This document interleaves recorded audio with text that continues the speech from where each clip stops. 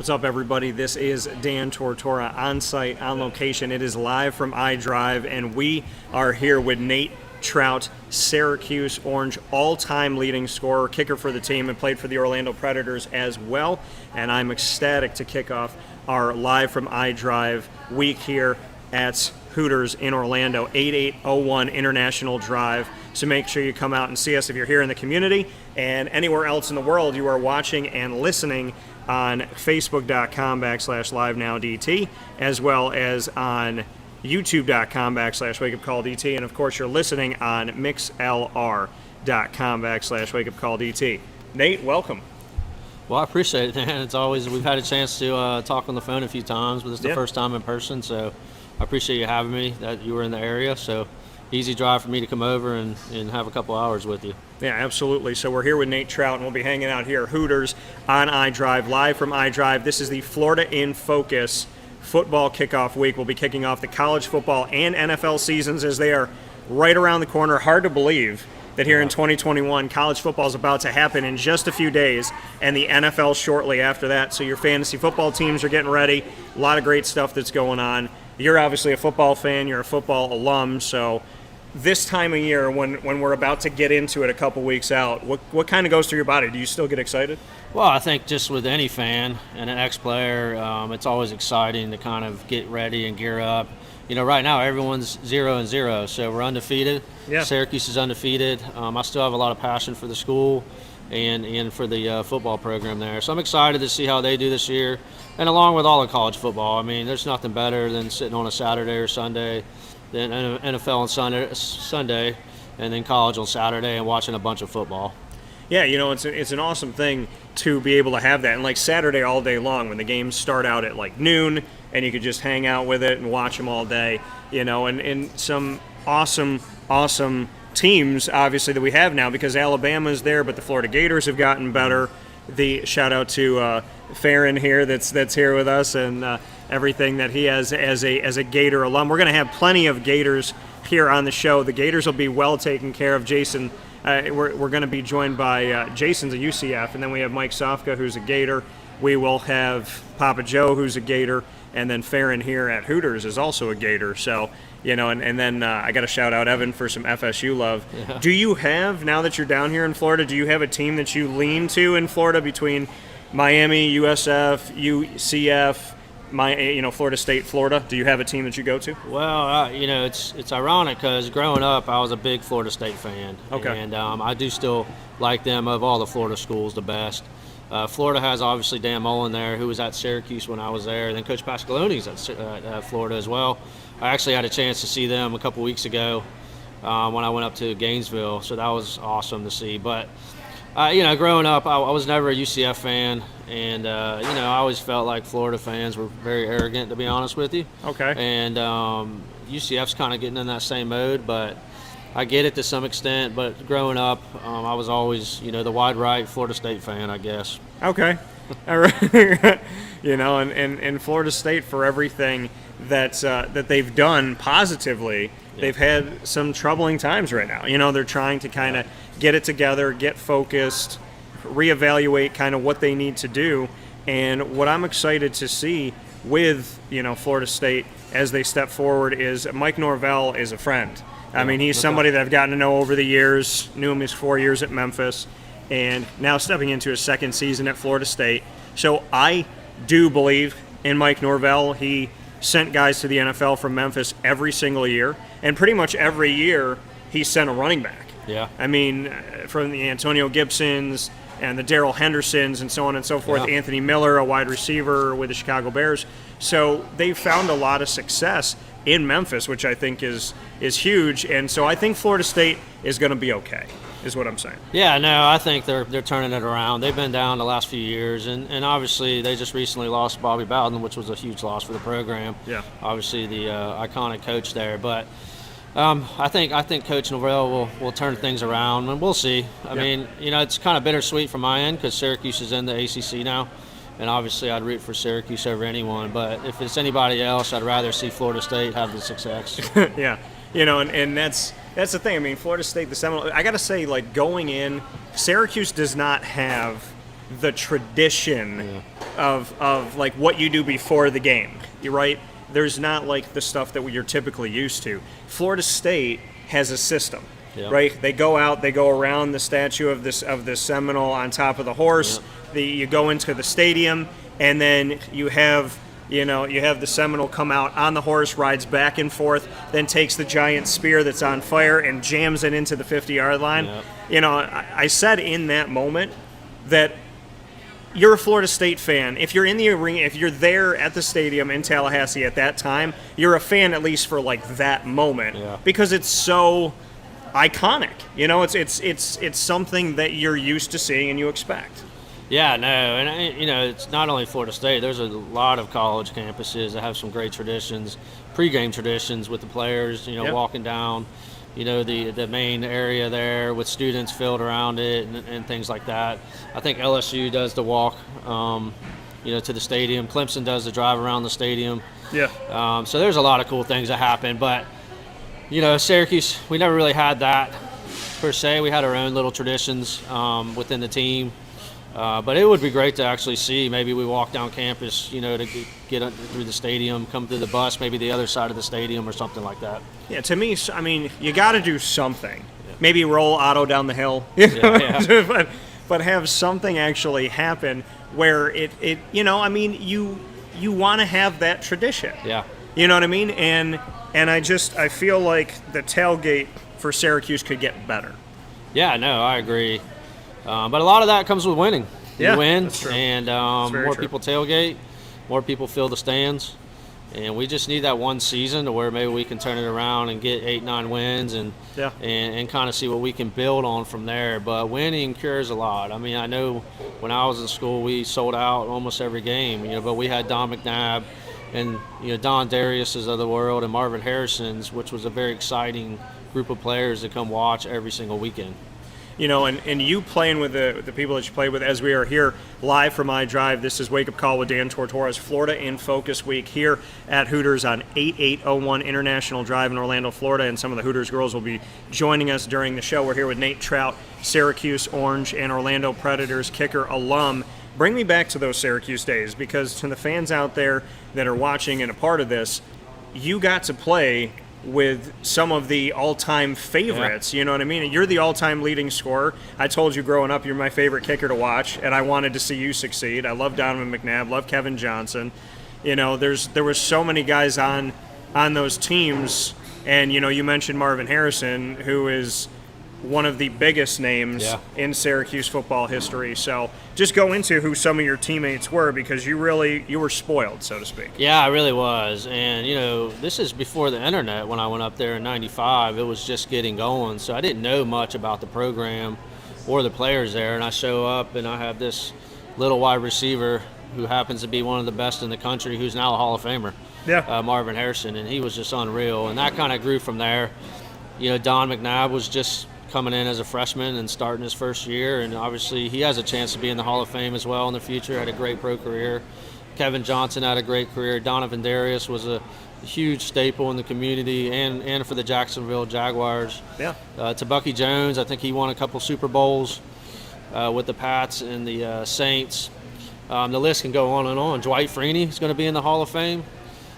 He was once the all-time or the top defensive leader for being paid in the NFL history. At one point, he signed the largest contract at the time. So, the list can go on and on. I could continue, Rob Conrad's of the world. But I was very fortunate. We went to 5 bowl games. We won 3 of those bowl games, played in 2 New Year's Day bowl games, the Fiesta Bowl and the Orange Bowl. And played against some great players as well. And those are memories that you look back and you kind of took advantage of them at the time. But, I played against Hall of Famers and played with Hall of Famers, every year I was there. Yeah, you had the opportunity to be around, like you said, played with Hall of Famers, played around Hall of Famers. What did you take from those guys? Because your teams, I remember just growing up watching, and when you look down the roster and you just see the names, it's like, oh, that was my favorite receiver, that was my favorite running back, this is my favorite fullback, this is my favorite quarterback. Like, I think a lot of people in history, for Syracuse fans, they're always going to connect with that team. Yeah, no, I think the biggest thing for me, obviously they're great athletes and great players, but the amount of work that they put in on their own time, and you try to teach kids that today and they don't understand it. Yeah. Marvin Harrison, I remember him telling me he watched the practice film every single day. He left practice, watched film for 4 or 5 hours. Yeah. He's watching game film all day. The amount of work that he put in behind the scenes that no one sees is why they're successful. Whether it's in the weight room or whether it's, watching film or preparing mentally for the game the next one. And it seemed to me that over what I learned is the guys that really did that and really put in that added time are the ones that were the most successful. Yeah, and that's the thing that people don't see. They see what it looks like on a Saturday, but they don't see the effort and and everything that had to go into it prior to. When you said Marvin was out there watching film and everything, who do you think was kind of like the most meticulous at everything? Was it Marvin?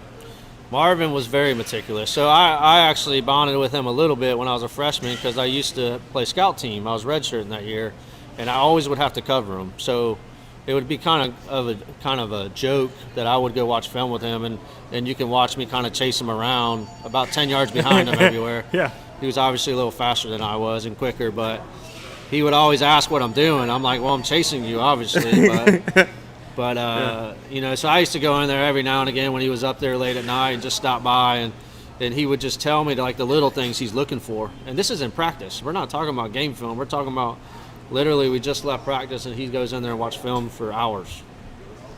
And seeing what he became and what he's done from there, Donovan McNabb, the guy that's out there on the quarterback side of things and everything that he was, do you feel like he got unfair treatment? Because I'll never forget the day that Philadelphia drafted him number 2 overall. I was actually down here in Orlando. I was on vacation, Easter break, spring break, whatever it was, and I'm watching the draft, and Tim Couch went first to the Browns, and the Browns returned to 99.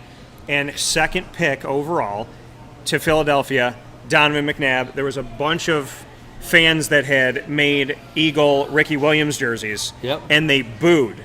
And then Donovan McNabb went on to win numerous NFC East titles, brought him to the Super Bowl, had that 4th and 20 play and whatnot. So, do you think that he got unfair treatment kind of from the beginning all the way through? Because to me, it seemed like that at least. Well, I think at the time the Eagles fans wanted Ricky Williams, I believe, was the big name at the time. But Don, I'm a little biased because I had Don was a great teammate, unbelievably hard worker, a fun guy to be around. Yeah. And I'll never forget that about him. As much as the success that he had and the millions and millions of dollars he made, he was always Don. And when I saw him a couple of years ago, he was the same person.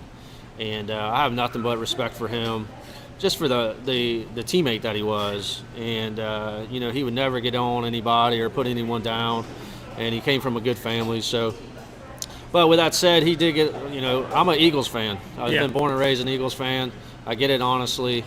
But when Don went there, I was, even more supportive of the Eagles.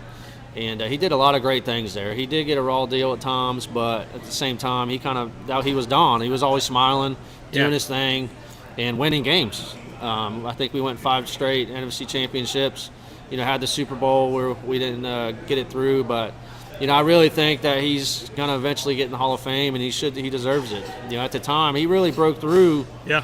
Him and Dante Culpepper, if you remember, really are the ones that broke through and kind of had the running, quote-unquote running, passing quarterbacks coming in and really excelled that to the next level. And you bring that up as a great point, is Wake Up Call with Dan Tortora is here with our Florida in Focus Football Kickoff Week live from iDrive. We're at Hooters all week long.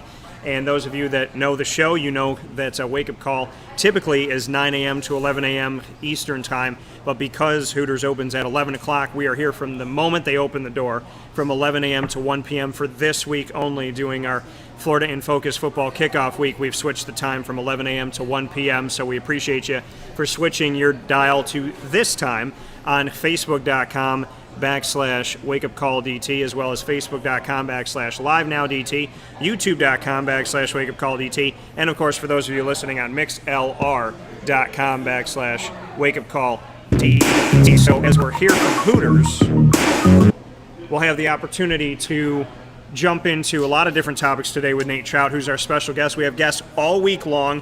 Nate Trout is our guest today. Tomorrow we're going to be hanging out with another very special guest, Rick Etienne, not Travis Etienne, spelled the same, but Etienne. Rick's going to be sitting in with us, a big-time Miami Dolphins fan and in the sports talk world with us, so we'll have some fun with Rick this Wednesday. Of course, fantasy football, you know, the Power Hour is with us every Wednesday. It takes over the show with Mike Sofka this Wednesday, who hails from the Orlando area. And then on Thursday, we'll be hanging out with Papa Joe, as we always do, but he'll take over the whole show. Big-time Gator. We'll be talking about that, the Jacksonville Jaguars, sports betting and more, since he was so involved with that and horse racing throughout time. And then we'll get into Friday with Jason Lucas, promoting right here in Orlando UCF and everything else, the Orlando Predators and so on and so forth. So we've got a jam-packed Florida in Focus week. Every single one of the special guests I hear on the show are going to be talking about college football and the NFL's Kickoff live from iDrive. Come out and see us, Hooters, 8801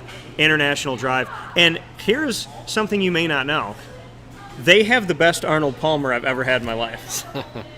I don't know how that it's the perfect balance of the sweet tea and the lemonade, and they figured out a way to do it. It's in my car. I had it on the way here. So they do it better than anybody else. Well, I'm not a big fan of Arnold Palmer. So. Okay, all right. What do you like? What are you drinking? What's your drink of choice? A normal, lunch deal. I'll drink some unsweet tea generally. Unsweet tea. Yep. Okay. So you're coming from the land of sweet tea, and you're having unsweet tea. Exactly. It's all good though. Yeah. No, the sweet tea, because that's the thing. Up north, there is no sweet tea. Yeah. There's no such thing as sweet tea. So there's a couple places that may have it, but down here everybody's got it. I feel like usually in Syracuse it was like a flavored tea that they have it. Like a raspberry. Yeah, raspberry or something. Yeah, that's how they typically did it, but down here it's the Arnold Palmer and the Daytona Beach wings here. Yep. There's something about the way, like the sauce, it's got a little kick to it, it's got a little sweetness to it, a little stickiness to it. I get smoked Daytona Beach wings, which are very good. Yeah, I know. The wings have always been awesome here. We actually had a Hooters in town in Merritt Island, which recently closed down, but the wings were always good. So now you got to come to iDrive. Yeah, now I got to come to iDrive. That's how it is. And I got to shout out Riley, who told me to get the Daytona Beach with the smoked, mix them together. Yep. She told me to do that Friday, had them yesterday night, actually, before coming in here. I wanted to make sure that I was well-fed for the show today. And I got to give her credit, because I like the Daytona Beach, but Daytona Beach smoked was a different world. Yeah, we're going to have to try those today. Yeah, we're definitely going to have to do it. And, well, of course, we'll take pictures and have that all set and ready for you. But we're speaking on, Syracuse history and whatnot. They say, and this is something I have a problem with, and Nick Saban actually made a comment recently here when he talked about how he doesn't ask his punter to play football. He's just asking him to go out and punt. Yeah. Right? So the issue that I have where I think the lack of respect comes is they say kickers kick, punters punt, they're not real football players. How do you respond to that as a former kicker?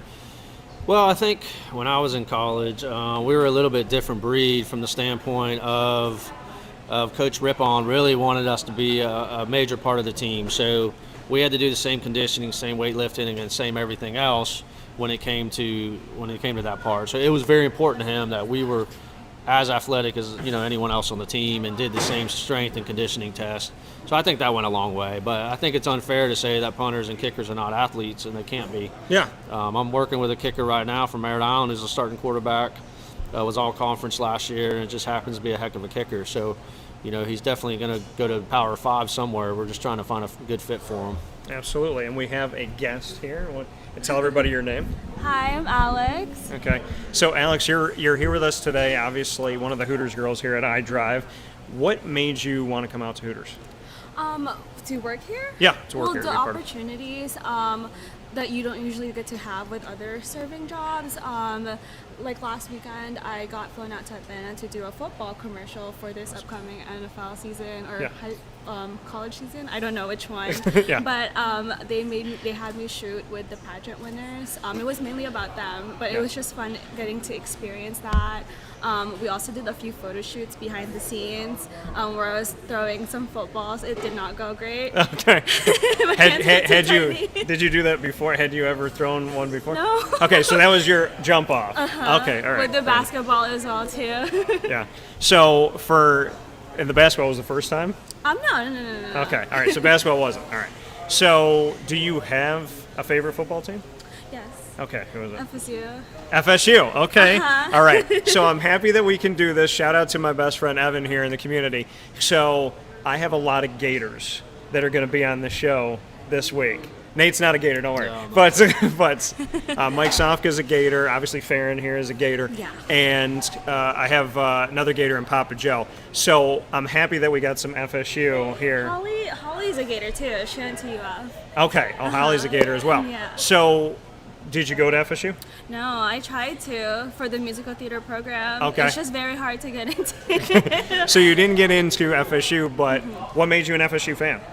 I feel like because I was a theater kid in high school, and then we all kind of just wanted to go into FSU, so we would always wear FSU merch, watch all the games. Okay. Sometimes we'd have field trips whenever we would do college tours there. Okay. So you became a fan hoping that you would go there at some point. Are you still a fan now? Yes. Okay. Do you watch the games? Sometimes. Okay. All right. So how much do you know about FSU right now? Currently none right now. I haven't paid attention in Okay. a long while. But you're wearing the gear. Yes. Okay. All right. Fair enough. So you like the Seminoles. Do you have any other favorite teams outside of the world of football? No. No. So it's just FSU. That's Yeah. it. All right, so I will tell you that Mike Norvell is the head coach of the team now. He's in his second season. He's coming from Memphis. And we're going to talk about it here on the show a little bit, but I think this is going to be a positive turnaround, so you might want to watch this year. Okay. So, favorite music. Let's go there. Favorite music? Yeah. Oh no, don't. Taylor Swift. Okay. Taylor, is it country or pop? All of it. All of She's it. re-recording all of her albums right now because Okay. of that whole thing with her Machine Records deal Okay. going on. So I'm very excited because the music that I grew up with when I was like 6 years old, growing up, she's Okay. re-recording all of it with a more matured voice. Okay. All right. Fair enough. So, she's going to redo everything, but you're a Taylor Swift fan. Yes, Have she's you- doing it without the country accent this time Okay. because Have you she used to fake it. See? Getting all types of Taylor Swift, like Yeah. insider info. I don't pay attention enough. So because I know of her country, and then she shifted to pop. So have you been a fan all the way through then? Yes. Okay. Do you Growing like her up. more country, fake country accent, or without it? I do. I feel like it represents a time in her life where she was more innocent, more hopeful about love, whereas now, Yeah. You don't date Taylor Swift now. I think she dates guys now so she can write an album. good for her. So, that's as Making honest- great use. that's- She's from Philadelphia. She was a city girl, yeah. and then she specifically moved to Nashville Yeah. to pursue a country music So she career. set herself up. You know all of her history. So are you a super fan? Yes. Okay. So Alex is a big time super fan of. Do you have anybody besides Taylor Swift that you like? Right now, no. I'm kind of focused on her. Okay. All right. Do you like the fact that she puts out all these albums just going after the ex-boyfriends? Well, the last two albums that she's put out is more about other people's lives Yeah. and other scenarios. But yeah, Yeah. I like that she puts out albums about different guys. I feel like it's a bookmark Yeah. of her life. It's like, oh, that one time she dated this guy. Yeah. And the guys know who they are based on Yeah. when she released the album. Yeah. So that's fair. Mm-hmm. Do you have a favorite ex-boyfriend that she dated? My favorite ex-boyfriend would probably have to be Tom Hiddleston, Loki. Okay. From All right. Marvel. Yeah, Loki. Now are you a Marvel fan? Yes. Have you watched Loki? Yes. Did you like Loki? Mixed feelings about it. It's a Okay. lot of thinking how the plot fits into other movies, how what timeline it goes to. Yeah, they actually put, I guess Marvel came out, I just saw it. They have the official timeline where Loki is before WandaVision. Yeah. So they kind of like showed everybody where it is. So you're a big Marvel fan. Did you watch WandaVision? Did you watch I Falcon did. and the Winter Soldier? I did. So which of the three is your favorite? WandaVision. Okay. Why? Why? Because it focuses more on her mental health, and I think it's so rare for Marvel to do that. Yeah. Also, I liked her outfit. Nate, do you know what we're talking about? No. Well, I just went to MegaCon this weekend at Oh, you the did? Okay. convention center, and I saw a lot of them dressed up as the different Lokis. Yeah, there was actually, I went to the one in Tampa, and I cover that because for those of you that know Superpowered Pop through Dan Tortora Broadcast Media, I do an entertainment show where we interview actors and actresses, writers and illustrators. And so I went to Tampa Bay Comic Convention, and there were 2 people dressed up as the alligator Lokis. Yeah. Which was very cool. So do you go and do you dress up or not? I used to. So what did you dress up as? Not last year because of COVID, Yeah. but the year before I dressed up as Chun-Li from the video game. This year I didn't get to dress up. I was going to dress up as an anime character from One Piece, Okay. but I was apprehensive Yeah. because there's a lot of people. Yeah. Yeah, there's a lot of interesting people in that world. I guess we'll say Yes. interesting. But I like to ask because I've been to New York Comic Con and there's like 160,000 people there, and I always wonder, like, dress up or not. Like, I've never dressed up, but some people go hardcore into their costumes. They make the Hulk Buster, and they're massive. Some people have come as Transformers. So I And always, it's all handmade. yeah, and that's the thing. So are you making your own costumes when you do? Sometimes I do. The props, it's easier to make the props so that it's more detailed, but Okay. sometimes you can order the costumes online and you can modify it yourselves if it doesn't fit you. And you said you were Chun-Li. Yes, I am. So, which is awesome, and that's from, like, yeah, the video game. That's my history. And she always, if you were her in the video game, there was a better chance you were going to win. There was something about that. I was like, I had my favorite characters, but if I went her It's in side, the legs. yeah, it was in the leg kicks and the spins and everything that she did. So that's awesome. So that was a couple years ago, and was that at MegaCon? So I've never been to MegaCon. I didn't get to go this weekend. Why go to Mega? Is it just, I mean, for you, is it because it's in the area, or do you think it's one of the best Comic Cons? I enjoy it. I think it's one of the best Comic Cons. The panels are really nice. You get to watch different things that you've never watched. They have different workshops. Okay. You can make resin, the little plastic ones. They teach Okay. you how to make those. You can do origami. Each year it's different. They also have different actors and actresses. Like this year they had Stephen Amell, the guy from Arrow. Arrow, yeah. They also had the people that voiced Naruto, different characters as well. And I like the artist panel because it's artists from around the area that make handmade stuff. So if it's the polymer clay earrings, I've seen someone weld jewelry, like chains, silver chains of jewelry, Yeah. and it's cost thousands of dollars because Yeah. it's really heavy. Yeah. So this is. Sorry, We're bringing you took Nate. over. We're bringing Nate into this realm. No, it's great because you never know what you're going to get, and that's the thing that I don't think people know enough. And it's something that's been very important to me over the years when talking about Hooters. Is that obviously the girls, you're the focal point of the restaurant here on iDrive, and Hooters all over the country, but to learn more about your personality, your story, and I think there was something a few years ago that was put up on the website that it said something like Hooters more than just people to look at, and it showed all the careers and everything that people get involved in. So I think it's great to get to know Alex here today and to know Marvel. And see, that's the thing, is I almost want to, like, with Superpowered Pop, and I do a Disney show called Dan on Disney, I almost want to be like, all right, we're going to get back to Nate. Alex, you and I are going to do a show about Marvel. But so do you have a favorite Marvel movie? Oh, don't put me in the spot. There's 24. I know. So- I don't know. I liked all of them. Do you have a favorite character?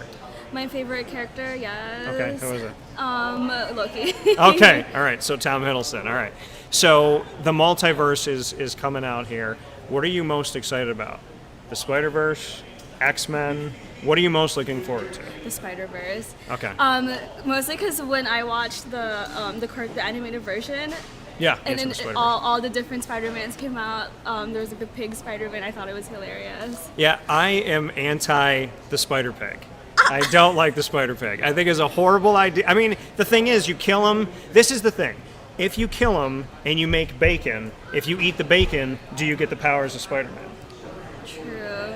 What do you think? Yes or no? Do you taste the spider in your bacon?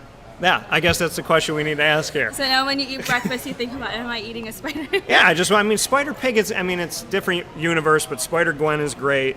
The Scarlet Spider is my favorite. So when I got to meet, and he actually passed away, Tom Lyle, the creator of that, at New York Comic Con. So this is a little time that we got to spend here with Alex. I'm definitely going to, off the air, talk to you more about Marvel. because now I'm interested. See, this is what happens. You get to know. So come out to Hooters on iDrive, 8801 International Drive in Orlando, and get to know your Hooters girls and get to know all the TV shows and the music. So Taylor Swift, Loki, Marvel, MegaCon. We covered a lot today. Thanks, Alex. Appreciate it. Thank you so much We'll for talk with you soon. having me. Thank you. Thank you. So we're going to take a step aside here for a fast break on Wake Up Call with Dan Tortora. This is Florida in Focus, live from iDrive in football kickoff week. And as you see, we're going to be joined by Hooters girls throughout the week, and you never know what they're going to say. Alex and I talked about nothing going into this except for the fact that we introduced ourselves, right? Yep. So you probably didn't know I'm a massive Marvel fan. No, I did not. So I am a big-time Marvel fan. And, yeah, I was so moved by that. That's so cool because I could have done 2 hours on that, and then Nate would have just stared at the camera. So we're going to take a step aside here for a fast break. You're going to hear from our partners up in the great state of New York, and we will be back here on Wake Up Call with Dan Tortora, where sports meets that thing called life, right after this with plenty more coming up from Hooters on iDrive in the Florida in Focus Week. 8801 International Drive in Orlando. Come out and see us, and thanks for watching us on Facebook as well as on YouTube and listening on MixLR.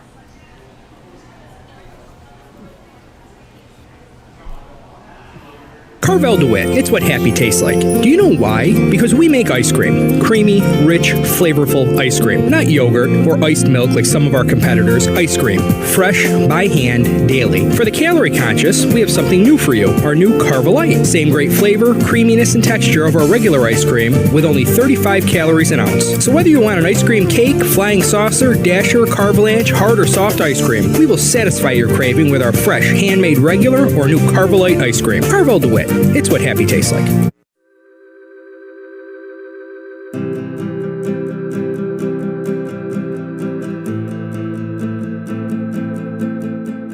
Cafe Cabal offers same-day local delivery of our products, offering no delivery charge for Onondaga County. Shop cafecabal.com for fresh roasted coffee beans, cold brew, travel mugs, and all your essential Cafe Cabal needs. Cafe Cabal, coffee for the soul.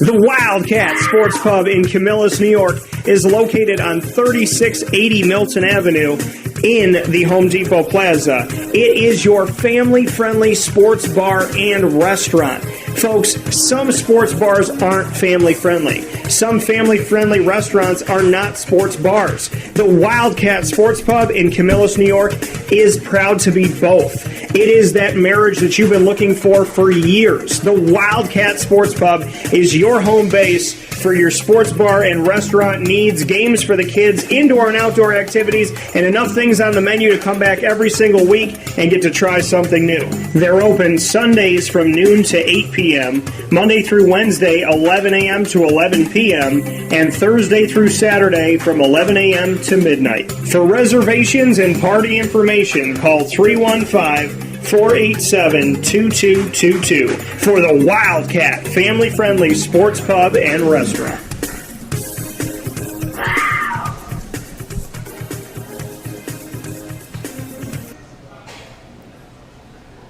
Welcome back here on site, on location, Hooters on iDrive. Live from iDrive, hanging out here with Nate Trout, Syracuse, Orange, and Orlando Predators kicker, alum. Proud to be here with you where sports meets life. This is Florida in Focus week, our college football and NFL kickoff week. So before we had Alex join us for a little bit, we were discussing how, kickers are people too. You know what I mean? I feel like people don't fully understand it. Listen, when you do your job and you do it right, nobody says anything, right? Yep. They leave you alone.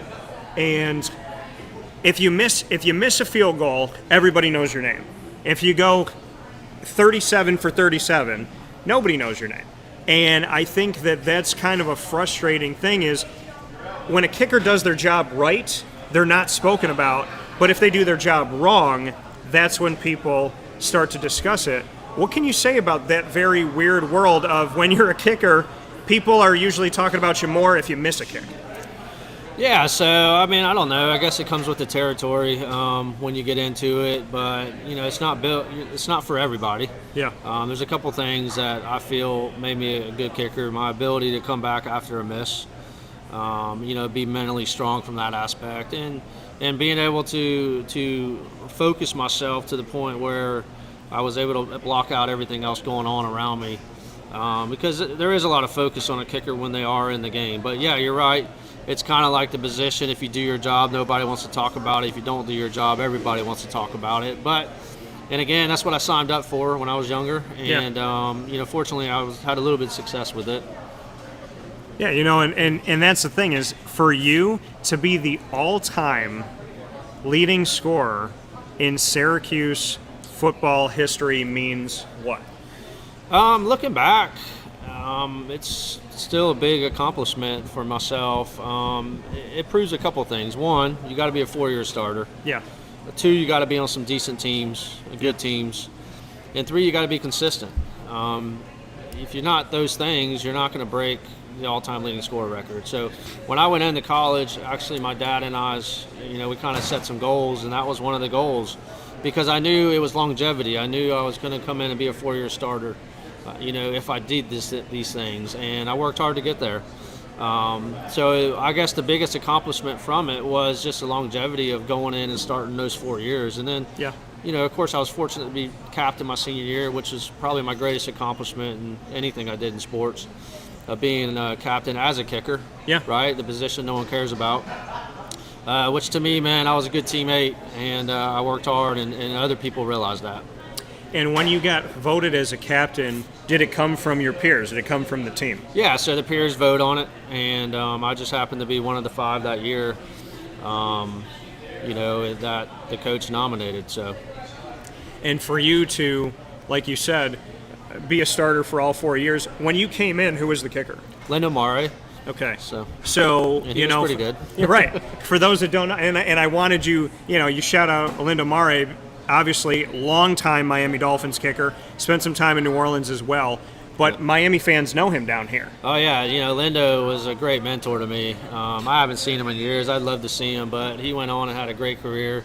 We became really close my freshman year when I redshirted. We competed every day. And honestly, without him there, who knows where I would be, because he was just a fun guy that just loved kicking. And we would go out every day and compete and do little games.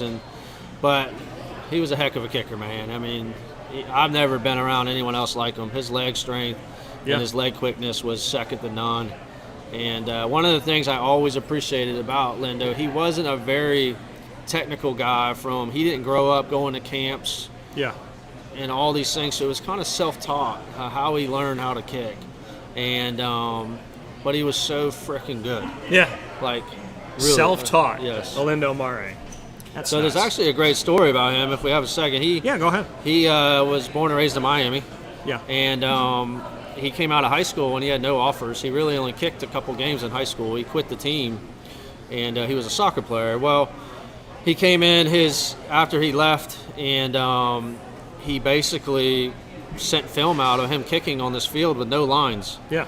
And Syracuse took a chance on him, brought him up, and he kicked for him, and they gave him a scholarship. Yeah. So he really, until he got to Syracuse, he only kicked in a couple games in his life. Which is crazy, and then went on to the NFL. Yep. We have another guest here with us, so have you come in. I don't want to mess. No, you're fine. Hi. So let everybody know who you are. Whenever you're ready. Hi, I'm Portia, and I work at the Hooters of Orlando. I drive. So here, live from iDrive, it is Florida in Focus Week, college football and the NFL season preview. And we're here with Portia. You are from St. Louis? I'm from St. Louis, Missouri. So we talked about it a little bit off the air. Tell me what life was like growing up in St. Louis. It's a really cool city to grow up in. We have the Arch, we have the City Museum, one of the best zoos in the country. There's a lot of really cool things to do there. But I felt like my time was up in Missouri, and so I took the job, moved to Florida, and I can't say I regret moving here. Florida's awesome, but I'll always have a piece of my heart back home in St. Louis.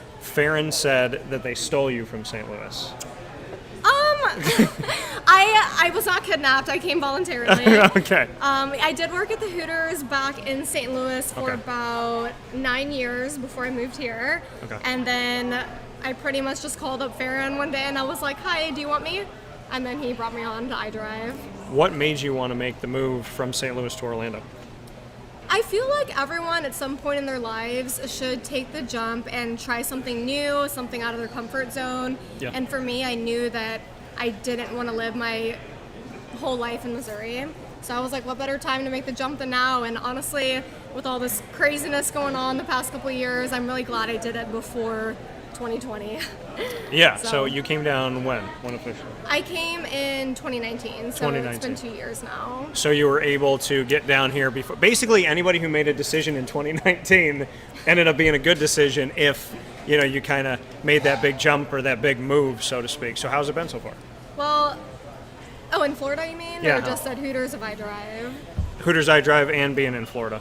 Well, I definitely love my home store here. I miss the girls I worked with back home. Working at Hooters, we always make these friendships, and it's really hard whenever you leave a store. It's almost like leaving part of your family. But I came to iDrive, and they welcomed me with open arms. Farron's been amazing. Jeff, Tim. Shout out to Jeff and Tim, best VP and DO ever. There you go. You shouted them out before I did, so. But no, it's been amazing. Florida Central's awesome, and I think anyone that walks into the Hooters and anywhere in Orlando can feel that. They can feel the vibe. It's just a great atmosphere to be in. Well, and I think this is great because when I started with Tim 11 years ago, it was by the Wonderworks, and the Hooters was up there on the second level, and that's not there the anymore. Point, yeah. So it's not Point Orlando, and then now coming in here, I love, because I've gotten to see different ones, I love the makeup of this, kind of just how everything's set up in here. It just feels different. It's great. I think it's a great look. I think if anybody hasn't been in here before, you should definitely come to 8801 International Drive in Orlando. But this is my favorite, I think, makeup of a restaurant that I've seen for Hooters so far. Well, and it's a good thing you pointed out that we had a location down the street in the Point. Yeah. But I feel like this location, it's a lot more accessible. You don't have to go in a parking garage. There's no stairs, escalators. You Yeah. just pull in our parking lot, and we're right here. Yeah. So, And so I asked Alex favorite music. Bad Bunny. Hi, Bad Bunny. I love you. Okay. So Bad Bunny, have you been a fan for how long? So I kind of jumped on the bandwagon after he blew up. I didn't really know about his music before. Okay. But one of the cool things with Hooters, one of the cool opportunities that I've had personally is, mostly before COVID, but we would do store openings. So anytime we had new stores opening, whether it be domestically or internationally, I was one of the trainers that could go and help train the bartenders. Okay. So we got to do an opening in Bolivia about 3 years ago. Okay. And while we were in Bolivia on our day off, we actually got to go to a Bad Bunny concert, and it was awesome. Okay. All right. So yeah, it was really cool. One of my cool memories with Hooters. So through Hooters, you got to be around Bad Bunny. I did. We were kind of far, but I know he saw me. We made eye contact. Okay, For sure. fair enough. That's all it is. I had that moment with Carrie Underwood. And I actually got to meet her after the show, and I got to talk to her, and I was the only guy that did not hit on her, so she actually spoke with me. I just talked to her like a human being. We looked eye to eye, and I was the only guy to say, how was your day going? And she took a deep breath, and she's like, I'm good. How are you? And I was like, good. Like, you deserve to be treated like a human. So That's cool. And she actually stayed and signed like 200 people's autographs. So she was very, very nice that day. So Bad Bunny. So do you like, I know Bad Bunny from Drake. So, because he does a song with Drake. Yeah, Do you like Drake? I don't know a ton about him, but I do listen. I love Spanish music. Okay. And one of my favorite things about living in Florida is there's a lot more diversity, and you definitely feel the Spanish culture here. So reggaeton, trap music, all different stuff. But for me, I listen to a lot of stuff. I like Britney Spears for sure. Okay. I know we're all supporting her right now through this hard time. Yeah, she's been in the news a lot lately. Yeah, it's kind of crazy. It's crazy to see. I guess we don't know, like, contractually, that people could control her, and she's had a life. It's I think. sad. Yeah, it's very sad. So, hoping the best for Britney Spears. I grew up listening to that. I'm not going to say I didn't, Christina Aguilera, but you brought up Hispanic culture. That's part of my blood. So Florida's a second home to me, and it's a place where I feel at home, because when I worked at Disney, my job was really to speak Spanish every single day. That's so cool. So what background are you? So we're from Spain. No way. Yeah, from That's Spain. So cool. We have family in Madrid, and actually I had a cousin that was a mayor in 2 cities by there. And when the attack unfortunately happened, terrorist attack a couple of years ago, it was 2 or 3 blocks from one of my family members. Oh wow. So they are in Spain. They actually okay. watch. Like, yes, nothing they're okay. happened. Oh my They're gosh. all okay. That's so scary. But so what's your background? I'm Filipino. Okay. All right. So It's, we actually tried opening a Hooters in Barcelona. That was like 4 years ago. And I don't know what happened with it, but did your family ever go to the Hooters out there? I don't know. I can ask them. I can ask Jose and Ana Maria, but they're great because they're 5 hours ahead of time, I believe, and they watch on Facebook. And sometimes, like religiously, they watch and they'll write to me and stuff. So it's very cool to be connected with them. And then they tell me stories about my great grandmother and my grandma when she was younger. So it's a beautiful thing. And I wanted to go to Spain, and I waited, and then COVID. Do you like happened. tapas? I do. Yes. I love tapas too. If you ever go to St. Louis, oh my gosh, there's a place in the Hill. I can't remember the name of it right now. In St. Louis. But you should go to the Hill and you should find it because it's really good. Okay. What are the good places down here? Oh, good food here. I've been Okay. to Casa, which is by the airport. I'm a kind of chain restaurant type of girl. Okay. I love the Hooters wings, but when I'm going out, I'm kind of a Cheesecake Factory girl. Okay. I gotta have my cheesecake. Yeah. What cheesecake? Red velvet, Okay. always red velvet. All right. I think that's a fan favorite. I think that's fair to say. Red And the velvet piece is one. big enough to where you can have it for dinner and then have the rest of it for breakfast the next morning. So it's like double whammy. I love that you said that because I got a donut at Disney yesterday and I put it in the fridge to have for breakfast. So there's nothing like dessert for breakfast, which is a great thing. I completely agree. So we were just talking about Hooters. You said you like the food here. Mm-hmm. Do you get the wing? What do you get? I have to go with the smoked wings. Okay. The smoked wings, ever since they came out, that's all I eat. That and the Baja shrimp tacos. Okay. So the tacos are good here. I've never had the tacos. They're really good. I get the Daytona smoked both together. Ooh, that's a good one. Because the Daytona I like. You must have inside information I because that's did. from the secret menu. I did. Riley said to mix them. So I have to shout her out on that because I like smoked wings, but I like the Daytona ones. And last night I was here and brought my buddy Evan out, and we got the Daytona smoked, Those are really good. which are very good. So before we let you go, movie-wise, what's the go-to movie? Ooh, can I say a show instead? You can say a show. Okay, Yes. so I really love Black Mirror on Netflix.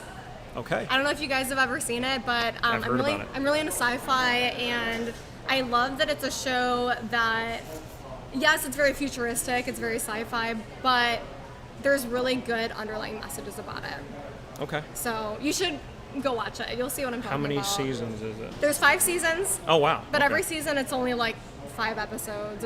It's really good. Black Mirror on Netflix. I heard about it when it was like 1 or 2 seasons in, so can you give us any information about it? I will say that it is very entertaining, but it's Okay. also kind of refreshing and reminds you that there are more important things than just social media and people's perceptions of you, and it really makes you think about what's important. Fair enough. All right, that coming from Portia. Thank you so Yeah, much. thanks so much being for here. having me. Absolutely. We'll talk with you soon. Thank you. So Come get the smoked wings that I drive. there you go. Smoked Daytona. Can I give that insider information out now? Yes. Okay. It's already been leaked. All right, might as well.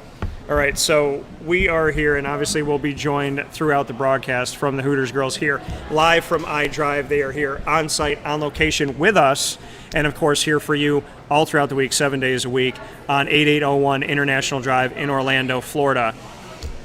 Nate, getting back to the football world for us here, you were talking about Alindo Mare and the fact that he had barely kicked before Syracuse took a chance on him.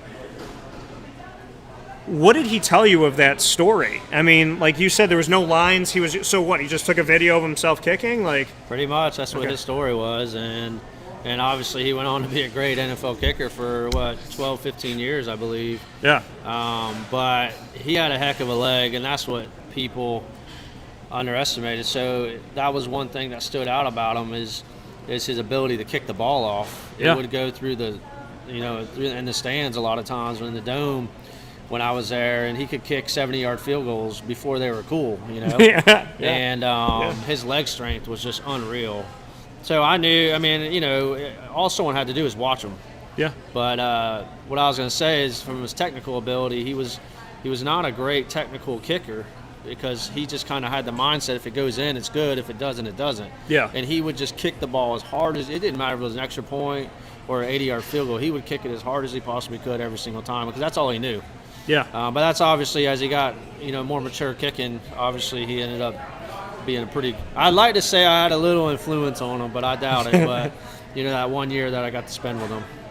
Yeah, and having that year together where it's the transition of the kicker – here's Olindo Mare, like you said, booting 70-yarders and making his hay, and goes on to play in the NFL for more than a decade. And here are you, the all-time leading scorer of any position altogether cumulatively for Syracuse. Arguably, that's like the best transition of kicker at Syracuse. Yeah, and, I would like to say when I came in, I was a little bit more of a technical kicker than he was. And maybe he learned a couple things, from me. And I believe he still owes me a couple cheeseburgers on some bets that we had. But what were some of the bets? Just, like most accurate, can you hit the post and things like that during practice. And okay. Could you do that? Oh, yeah. Could you hit both? Like, did you do the thing like, could you hit the cross? Could you hit the post? Like, yeah, we used to go and just try to, first one to hit all three posts or something like that. And really, who did it?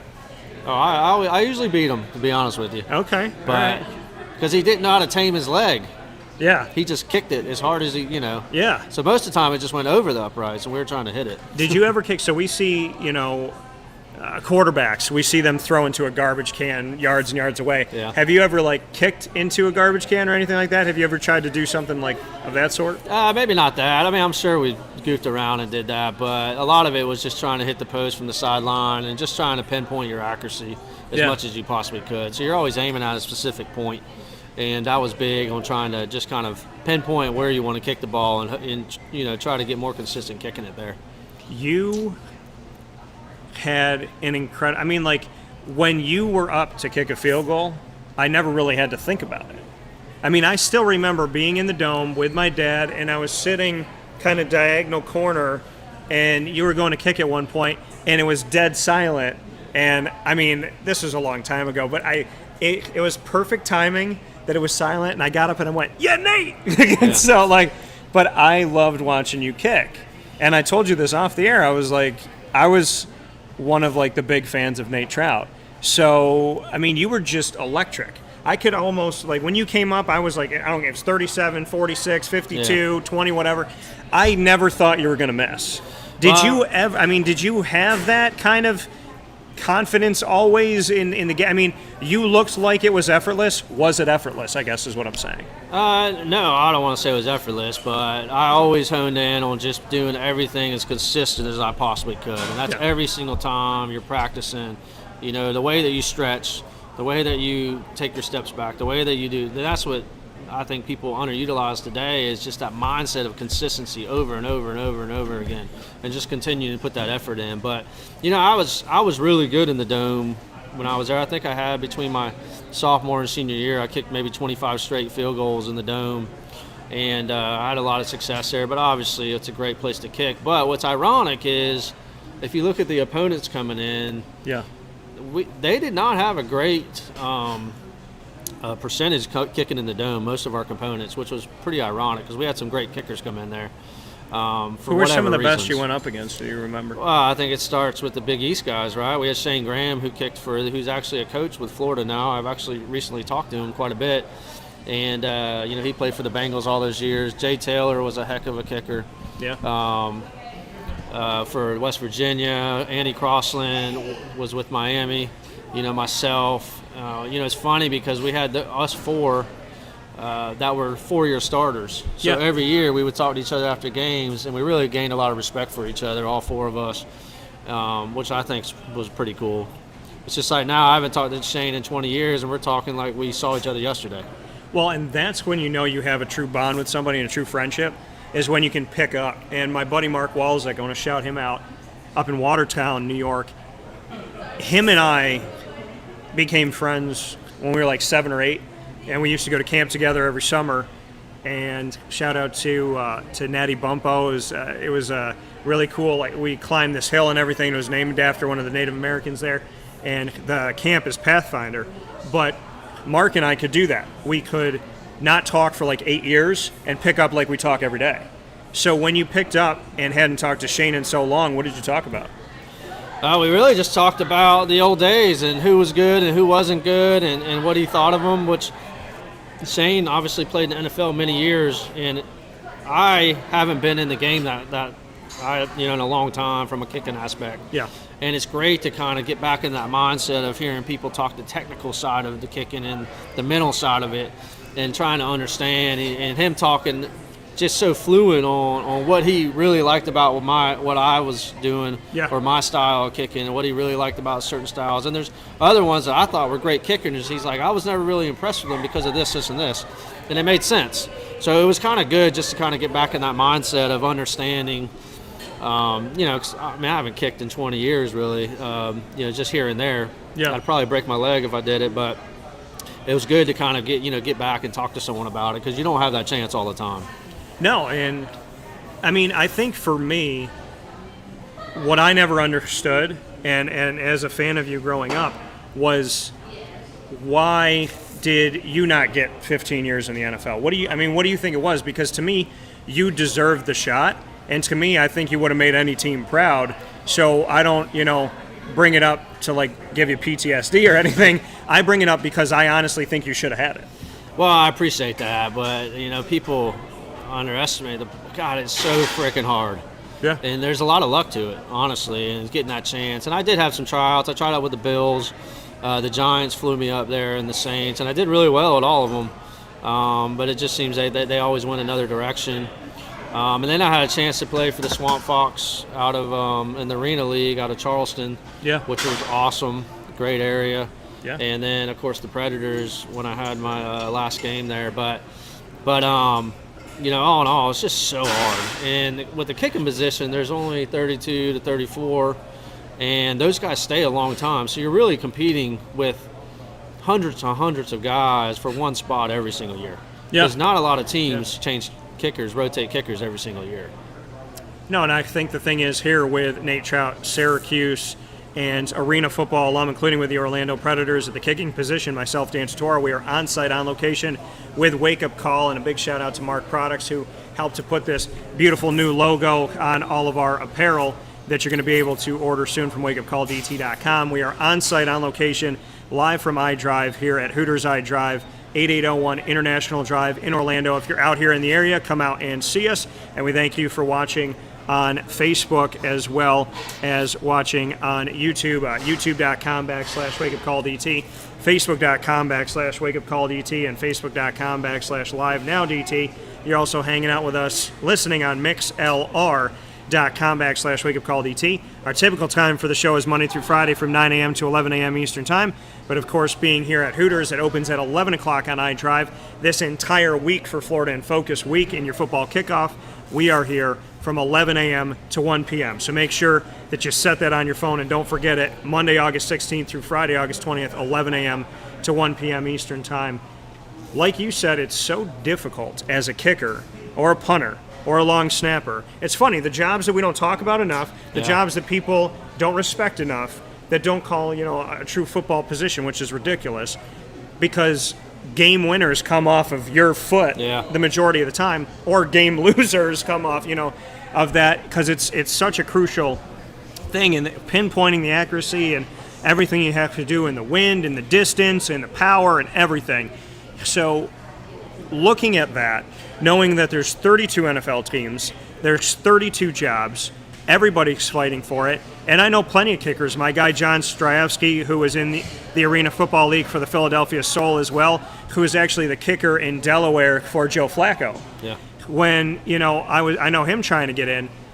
If you are good at your job as a kicker, a punter, or a long snapper, you're going to hold that job for maybe almost 2 decades. I remember Reggie Roby, the punter for the Miami Dolphins. It's like, when was he not going to be there? We look at guys like Olindo Mare, guys that came through Syracuse like Gary Anderson, Yeah. And, like you mentioned, Shane Graham. I remember, Mike Hollis for the Jaguars. There's Morton Anderson. I mean, it goes on Morton and Anderson, on. yeah. The guys that were around forever. So, I mean, let's speak to that a little bit. That if you're good at your job as a kicker in the NFL, you're going to hold it arguably for 10 to 15 years, which means that job is not going to be open for a decade and a half. Correct, and that's what even makes it more difficult. And that's punters, long snappers, and kickers. And as long as you do your job, they're going to keep you around. They don't want to rotate kickers around. They want confidence and consistency. And as long as you do your job, you could be there for a decade to 15 years easily. Yeah, and that's – so I think that's the thing that people really don't understand. We talk about quarterbacks, but this season, and let's go into the NFL for that a little bit. If you go down the line of quarterbacks just this year alone, all right, if I'm gonna go division by division. So you got the AFC East. We know that Josh Allen's there.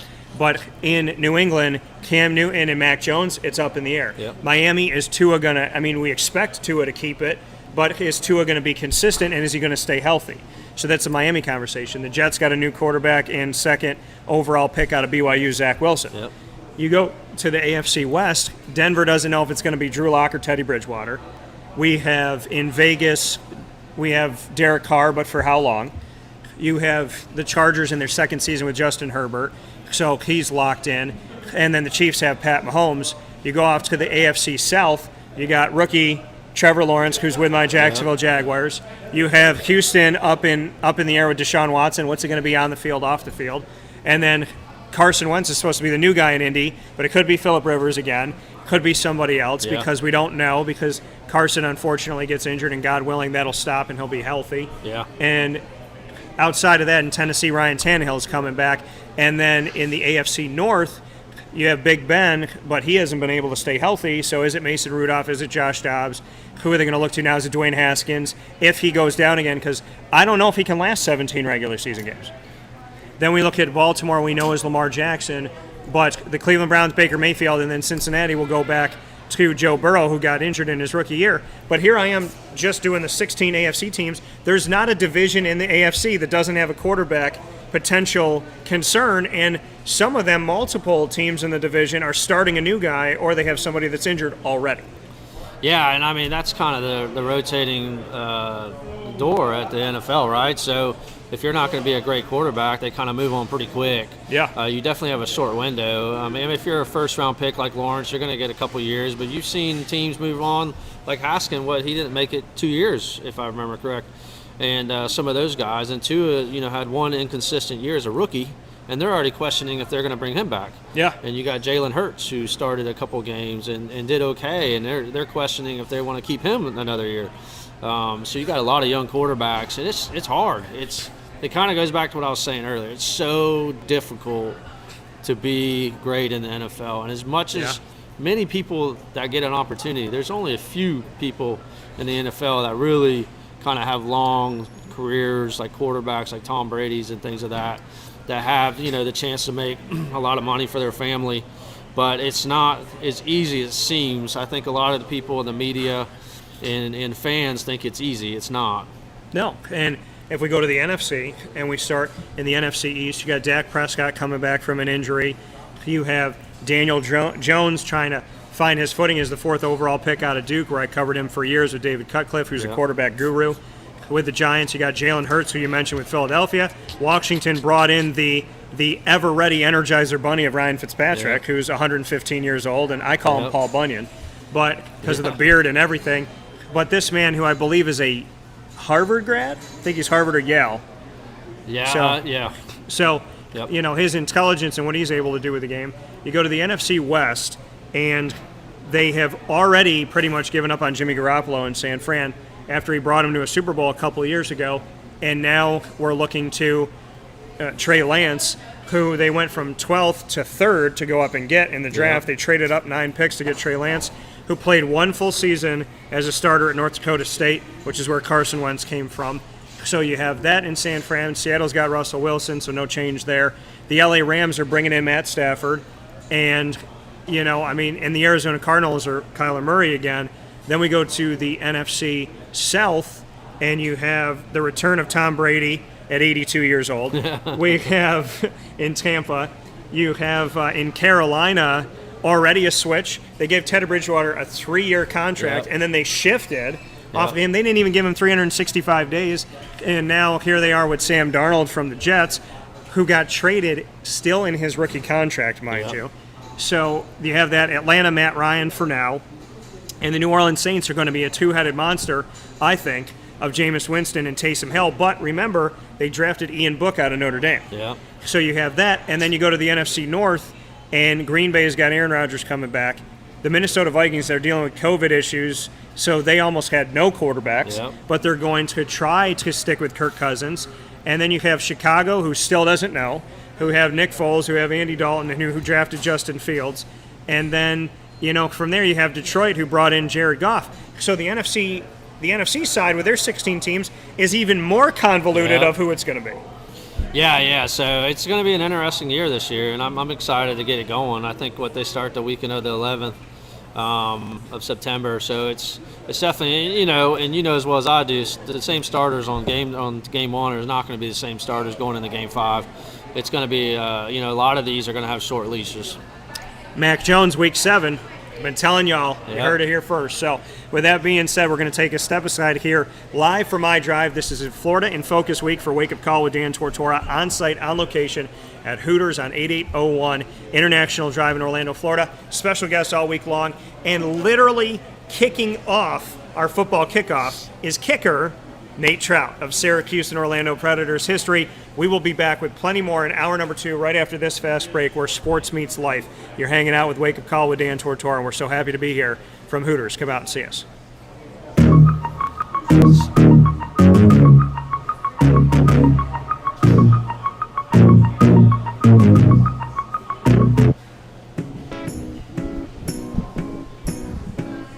In these unique times, there are those in our community that give us a sense of normalcy and positivity. Pizza Man on 50 Oswego Street in Baldwinsville has been here for you for over 35 years and is here now. Call 315-638-1234 or order online at pizzamanbville.com to bring those familiar tastes into your home. And remember to come see our monthly on-site broadcasts centered around the community and our Baldwinsville beats. Pizza Man in Baldwinsville. Any way you slice it, they are always here for you.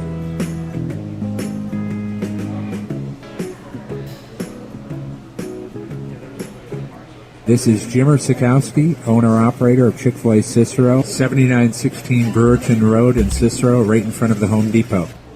I had a deep feeling that God wanted me to do something bigger with my life and to help people, help others. I kept putting Chick-fil-A in my life, and I realized as I was going through the franchise selection process that positively impacting the lives of others was really core to what we do here at Chick-fil-A.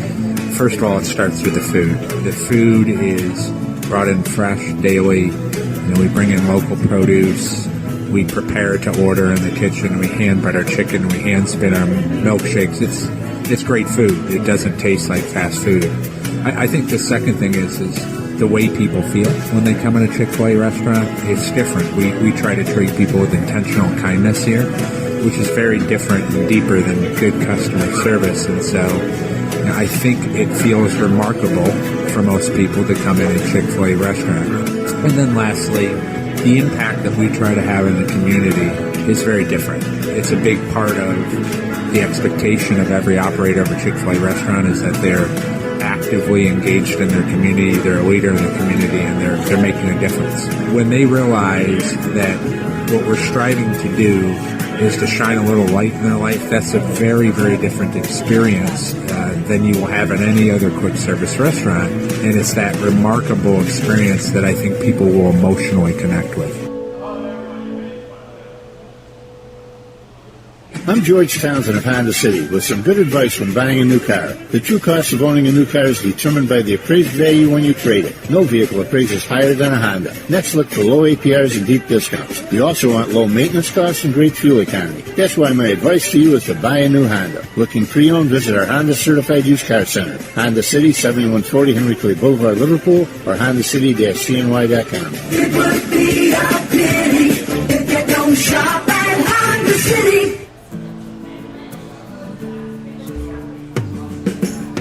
corporate purpose at Chick-fil-A is to glorify God by being faithful stewards of all that's entrusted to us and to positively influence all those who come in contact with Chick-fil-A. And what became increasingly clear from our success in Cicero is that people love Chick-fil-A. And also I think we recognized that, we had a great opportunity to grow the brand and grow our platform. I felt incredibly grateful when I was selected to be a Chick-fil-A operator.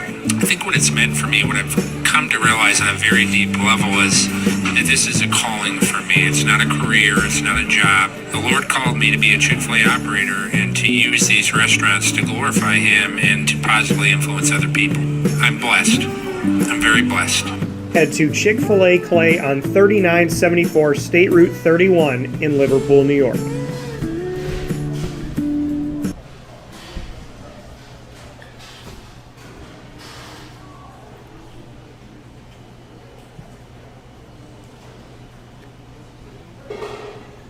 Welcome back here as we are live from iDrive Wake Up Call with Dan Tortora, hanging out with you at Hooters Orlando here on iDrive. Very happy to be here with you.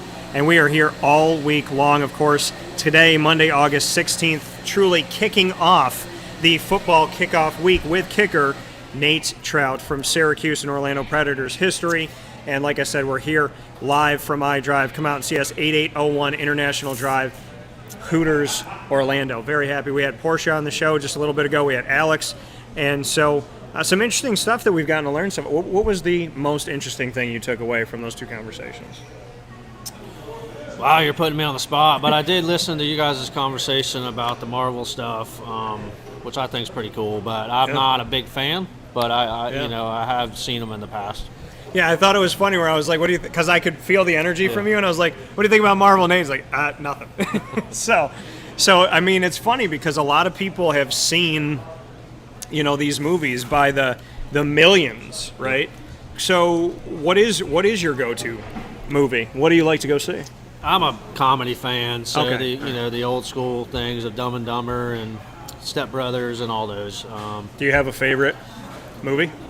I do. Favorite I would say Something About Mary is probably my favorite movie of all time. Okay, all right. And I do watch Ben Stiller. I have gotten into some Netflix with Outer Banks and some of those shows like that. All American. Just getting into season 3 and the Cobra Kai, the old Karate Kid stuff. Yes. So I have gotten into those things. Yeah, Cobra Kai that definitely flips the script, and Daniel-san is not necessarily the nicest. Yep. So I saw the beginning of it, but I haven't watched it, so I don't know. Like, it's worth it though, right? It's like what, 4 seasons now, or it's? Yeah. I think 3 seasons are going on their 4th. Yeah.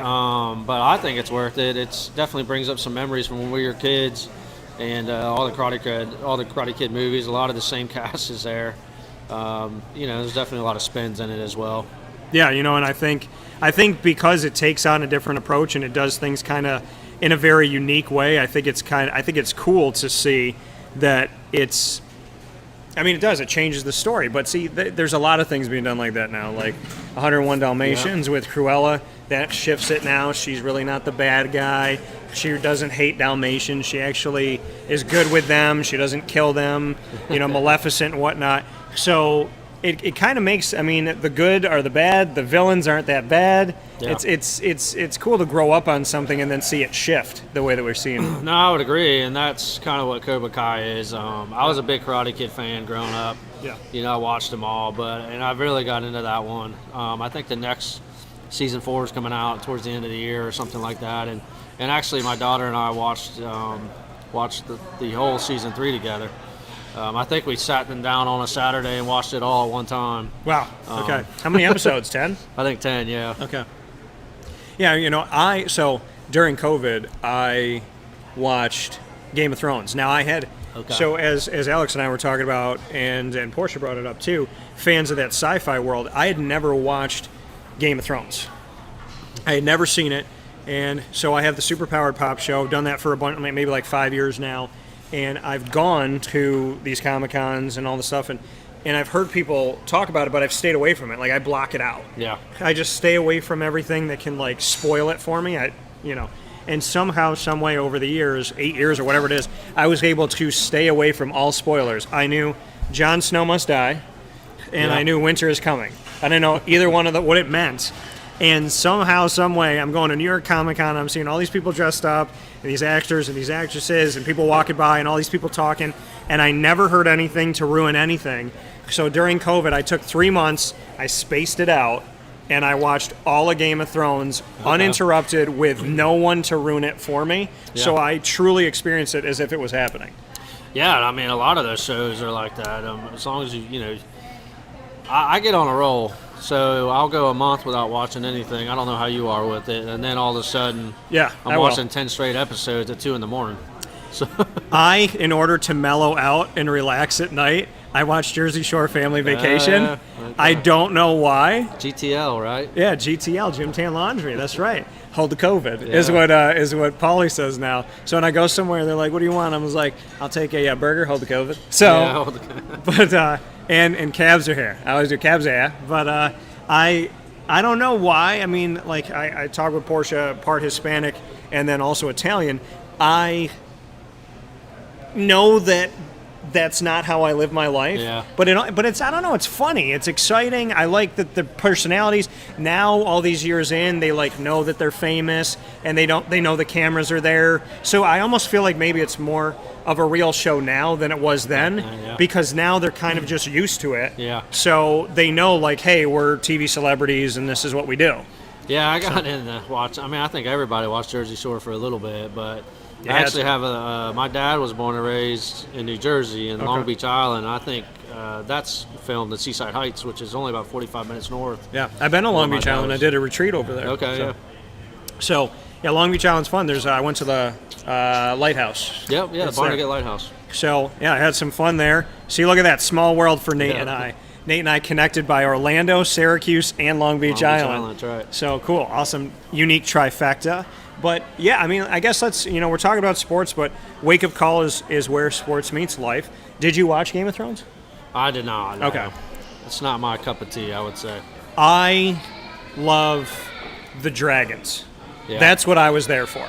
Okay. So I was there for because there's other stuff about the show that it's like sometimes it goes too far, but I'm a child. Yeah. So I'm like, show me the dragons, and somebody told me like, oh, you're gonna have to wait a long time for it. No, you didn't. Like they showed the eggs in the beginning. They were like they're the mother of dragons, Daenerys, and my dog Lily, who is one of the coolest creations of anything ever. Yeah. Is that so Lily? When I was talking to her, and I said to her, "Yeah, okay." So Lily is like such a human dog. So she's sitting on the floor with me, and I was at my buddy's apartment, and I said, Lily, Dracarys, and that's what you say to the dragon to make it spit fire. Yeah. And I kid you not, when I said Lily Dracarys, she looked at me and she burped, and I was like, yes, we're there. Nice. So.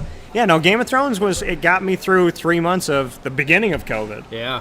I had something to do when we were like literally in the house all the time.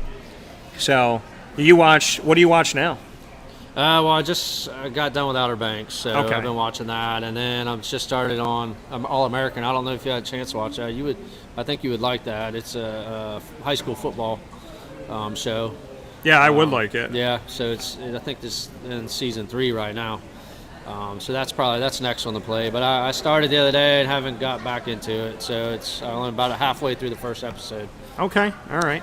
But yeah, there's a lot of good stuff that's come on here, and it gives you something to do. And speaking of watching, we appreciate so very much that you're watching us on Facebook Live on facebook.com/wakeupcalldt, being shared on facebook.com/live-now-dt, as well as on youtube.com/wakeupcalldt. And for those of you that are listening worldwide on mixlr.com/wakeupcalldt, we appreciate it. Of course, I'm Dan Tortora of Wake Up Call, here with my special guest, kicking off football kickoff week, Florida in Focus, with my kicker, my favorite kicker growing up, Nate Trout. So I'm a spoiled man because I've gotten to meet and interview Donovan McNabb, my favorite SU quarterback. Yeah.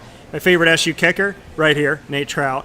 And Kevin Johnson, I haven't spoken to him, but I got to interview his son, Kevin Johnson Jr., who is now a Florida Gator. Yep. So excited for him, excited for his opportunity. Hope that he can somehow find his way onto the field. And we're here from Hooters, live from iDrive here at 8801 International Drive. And I'm going to be here all week from 11 a.m. to 1 p.m. doing Wake Up Call with Dan Tortora's Florida in Focus Week. So, Nate, before we have our next Hooters girl to be coming on here in a little bit, your take, we spoke on the NFL and whatnot. Yep. Nick Saban versus Dabo Swinney.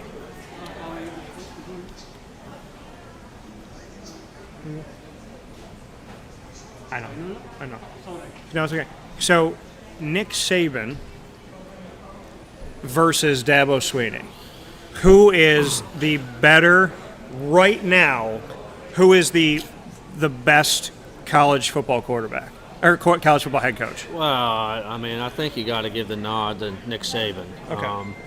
Just from his longevity and all that. He's obviously has a system in place that has continued to be a success. Now, with that said, Dabo is kind of the younger, next generation guy coming up. Okay. A little bit more exciting, a little bit more open with his players. There seems to be a little bit more, has a little bit more personality from the standpoint of maybe he lets his players see a little bit more of him as a person. Yeah. When Saban's still kind of that robot, Yeah. But that's fair. Both of them are unbelievable coaches, and I actually, low key, am a Clemson fan. Yeah. I have been the last few years. I went with a special friend of mine to a game several years ago. And what a great game day atmosphere! It's unreal, and we had a great time, and there was actually a few of us that went. But what a great atmosphere Clemson is, and Dabo is a big part of that. Yeah, he's a huge part of that. So we have our next guest here. Bring her in. So let everybody know your first name here. Hi everyone, my name is Kalaya. And Kalaya, happy to have you here with us today. So we've spoken with Alex and we've spoken with Portia about a few different things. Do you have a favorite sport or favorite thing to watch? I'm not really a sports fan. When I was in high school, I did watch a lot of track and field. Track and field, okay. Yeah. So did you play? Yeah, I actually ran the 4x4 and I did the hurdles. Okay, so how good were you back then? We made it to states. Okay. We didn't win. I think we came in like 4th place. Okay, was it down here? It was in Florida, yeah. Okay, so what part? Orlando, okay, like all right. From here. So you are from here? Yeah. All right, so you been here forever? For the most part, all throughout Florida. Okay, so what other parts of Florida? I lived in like Pembroke Pines. I don't know if you guys are familiar, which is South Florida, Broward. Okay, Broward County, and so I have been everywhere in the Panhandle north part, all the way down to almost Miami, but I have not been to Miami. Have you been to Miami? Yes. Okay, I've heard good and about. Do you like Miami? Do you not like Miami? Miami is great to visit. You'll have fun. I like to go to Miami. My family lives in like Broward, Miami area. Okay. But to live, Okay, so it's like New York City, where it's like you go to visit for a couple days and then you get your fix and you're done. yeah.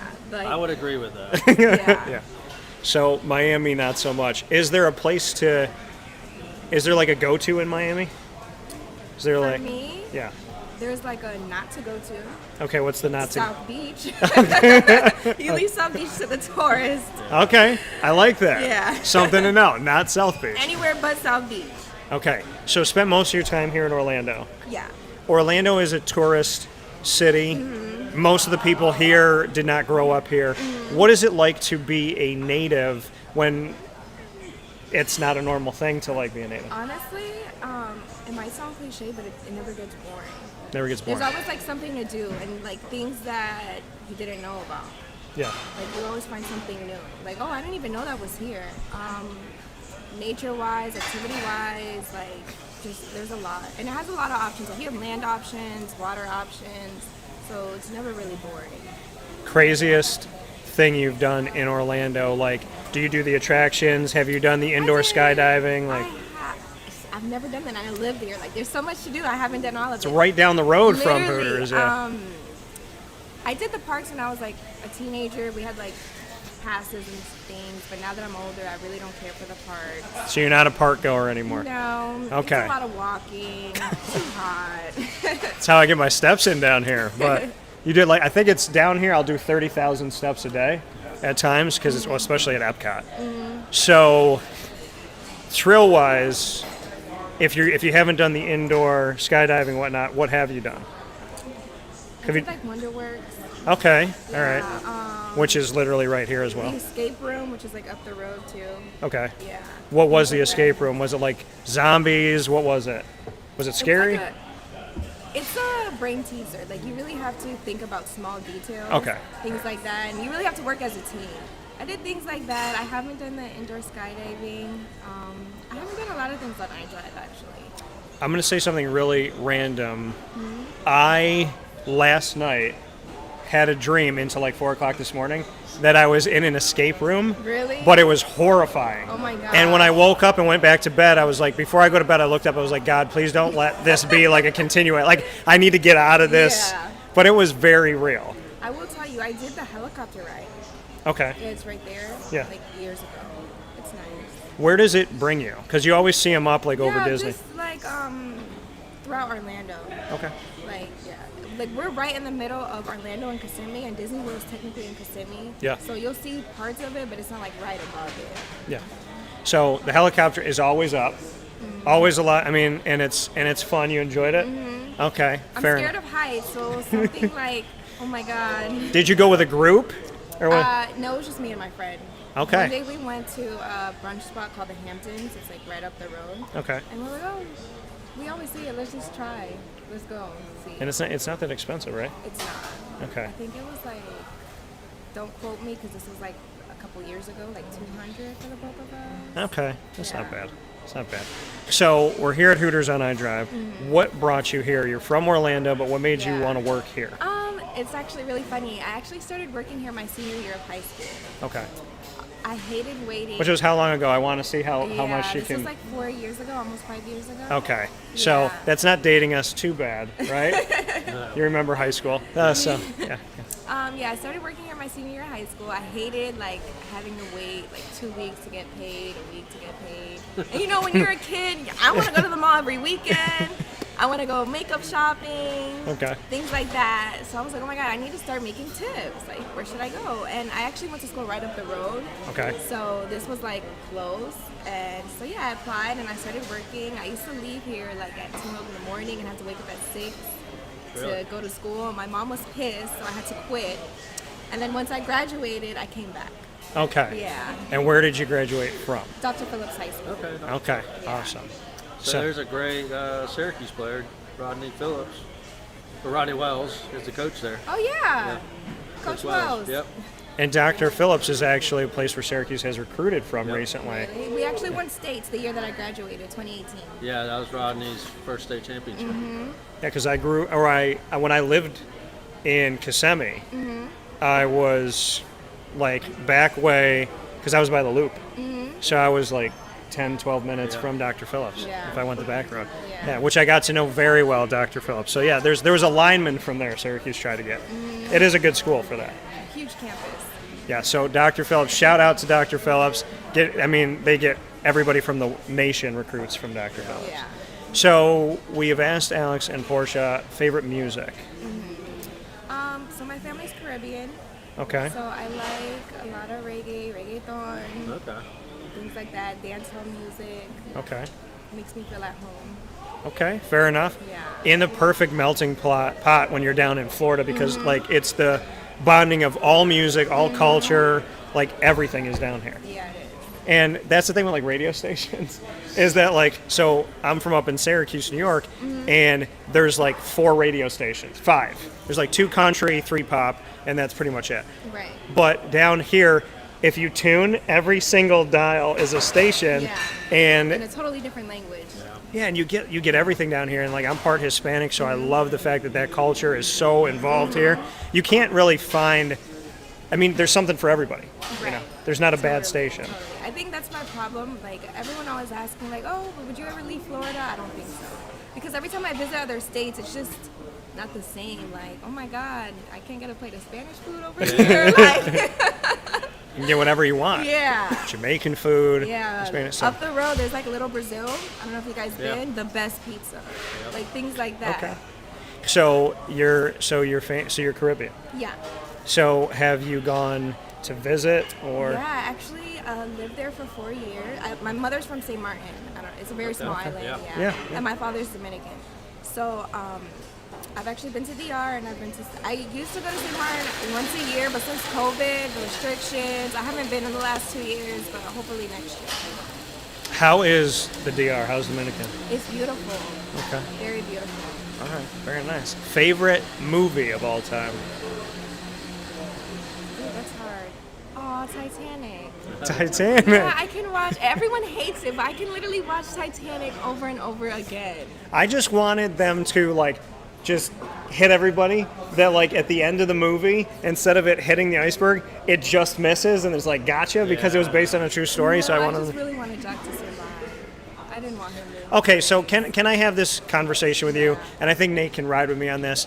If she really wanted him to live, she just needed to share the door. Yeah, but if they both got on top, it would have sucked. There was debris everywhere. They could have alternated. What I would have done is when she said never let go because she didn't let me in, I would have turned the knob on the door and opened it as I was going down. gosh. So then we would have to die together since Right. she let me freeze to death. Yeah, but it was him. He refused. He was like, no, there's not enough space for for love. both of us. But he didn't need to stay in there. He could have loved her on another piece of door. Yeah.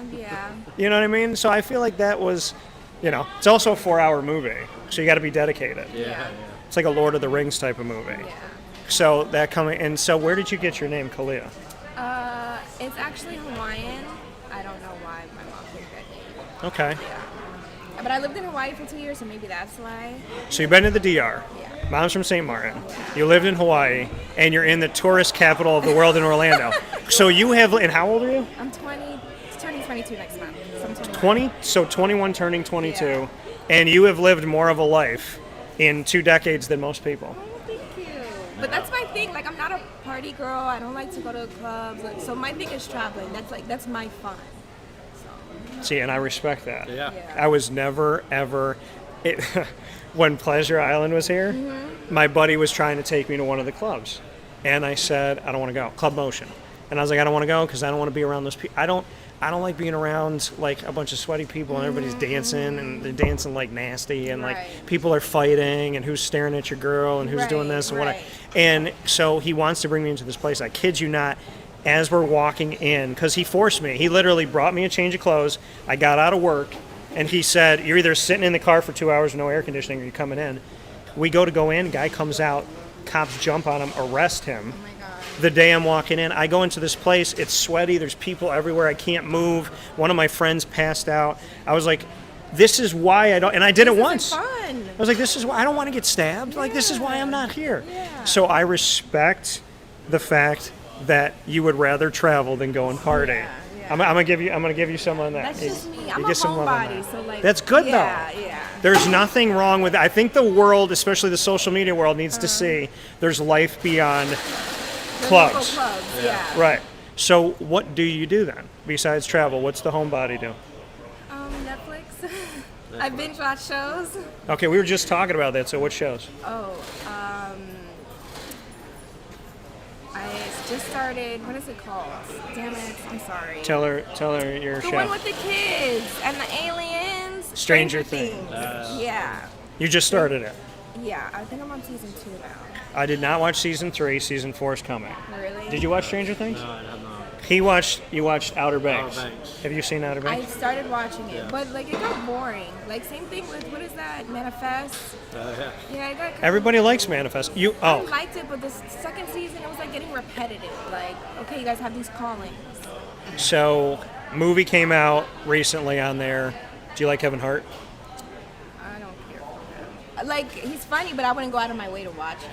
So he's in a more serious movie, which is a totally different role for him, called Fatherhood. That's a movie worth watching. That was a really good movie on Netflix, yeah.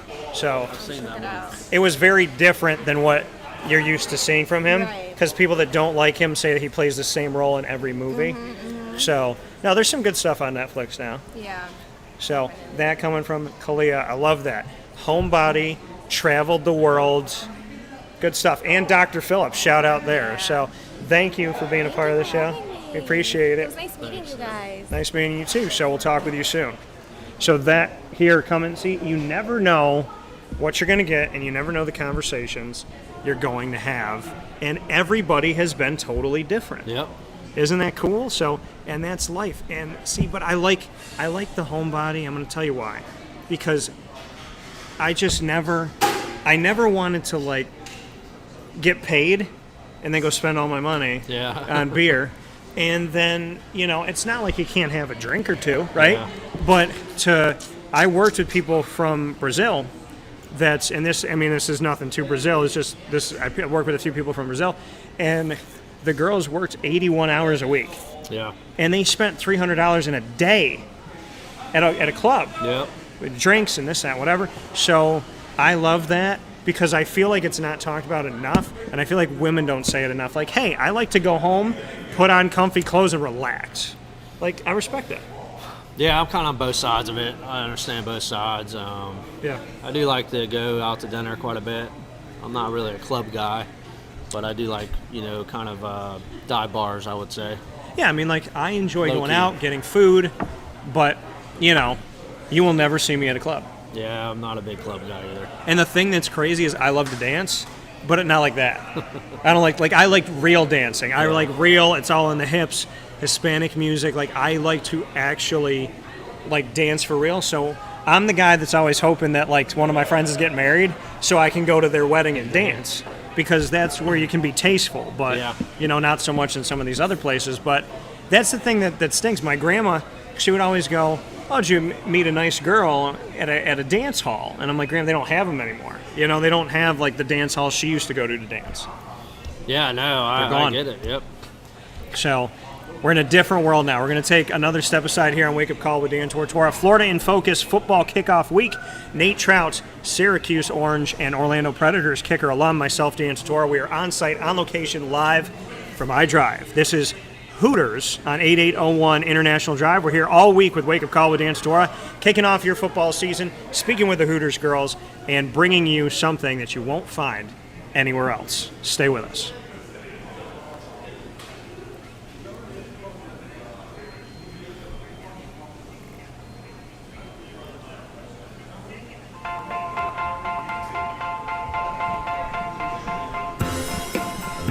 Cafe Cabal Mobile Cafe brings the cafe experience to you.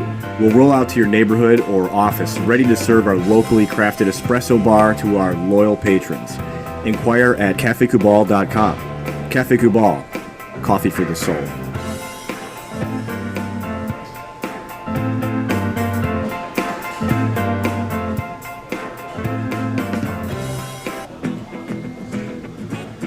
Hi, this is Amy from Mother's Cupboard, home of the whole frittata. We are open daily 6 a.m. to 1:30 p.m. For takeout orders, call 315-432-0942 and tune in to Wake Up Call with Dan Tortora for our monthly food challenge and try our Wake Up Call signature menu item available 7 days a week. Here at Mother's Cupboard, we are Central New York, and it's our honor to serve you.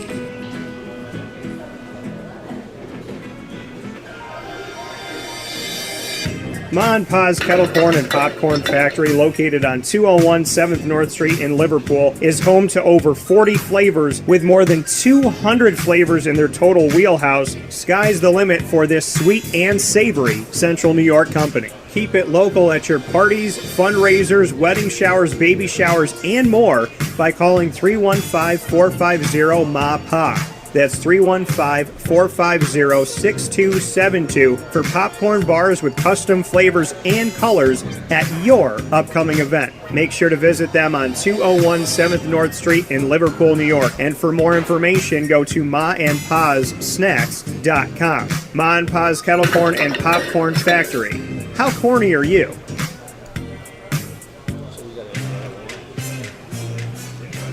Here at Progressive Dental, we understand the importance of regular dental visits and preventive care. Cleanings and checkups are essential to good oral health. We have multiple locations in the southern tier, so come visit us in Binghamton and, Kirkwood, Montrose, and Norwich. For self-pay non-insured patients, we offer the Smile Plan, which covers all of your cleanings, x-rays, and exams for an affordable yearly price. Call 607-754-2273 or 607-754-CARE to make an appointment today. For more information, visit our website at progressivedentalny.com.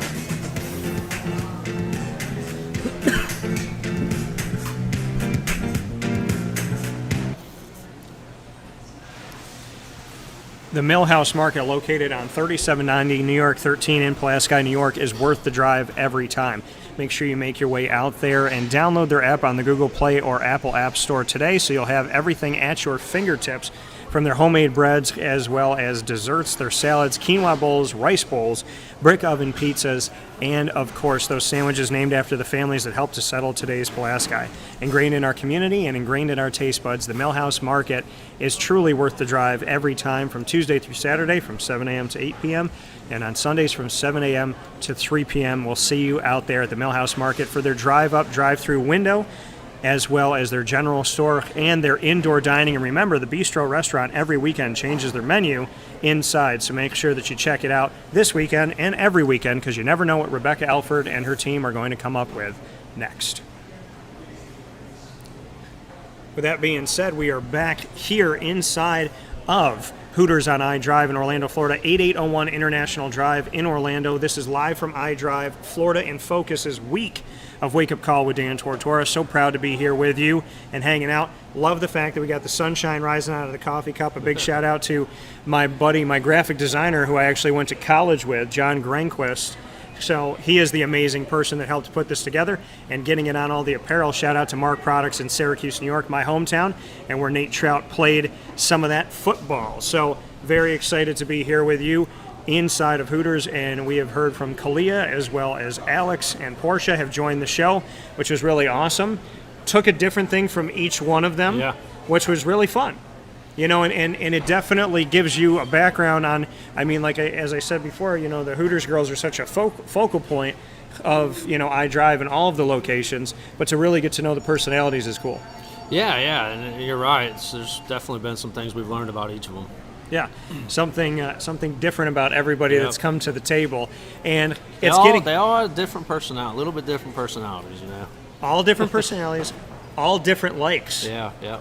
And we started with Alex, who her and I are talking Marvel, and you had no connection. Yeah. And then at the end, we're talking with Kalia, who's Netflix, and we had just talked about exactly what she was speaking about. So, you know, I think the way that we're going and trending is they're more and more paralleling you the longer we go. Yeah. So there we go. So the next one's going to be like Outer Banks. I love watching kickers kick on YouTube. We're going to change the world here. So Nate Trout hanging out with us, myself, Dan Tortora, and we are here kicking off the football season for college football and the NFL. We were talking about Saban and Dabo Swinney. You said you give more of the nod to Nick Saban, body of work, Alabama, but that Dabo's in a really good position where he could be. Is it shifting? Is Clemson kind of shifting into that role in your mind right now? Could they pass Alabama?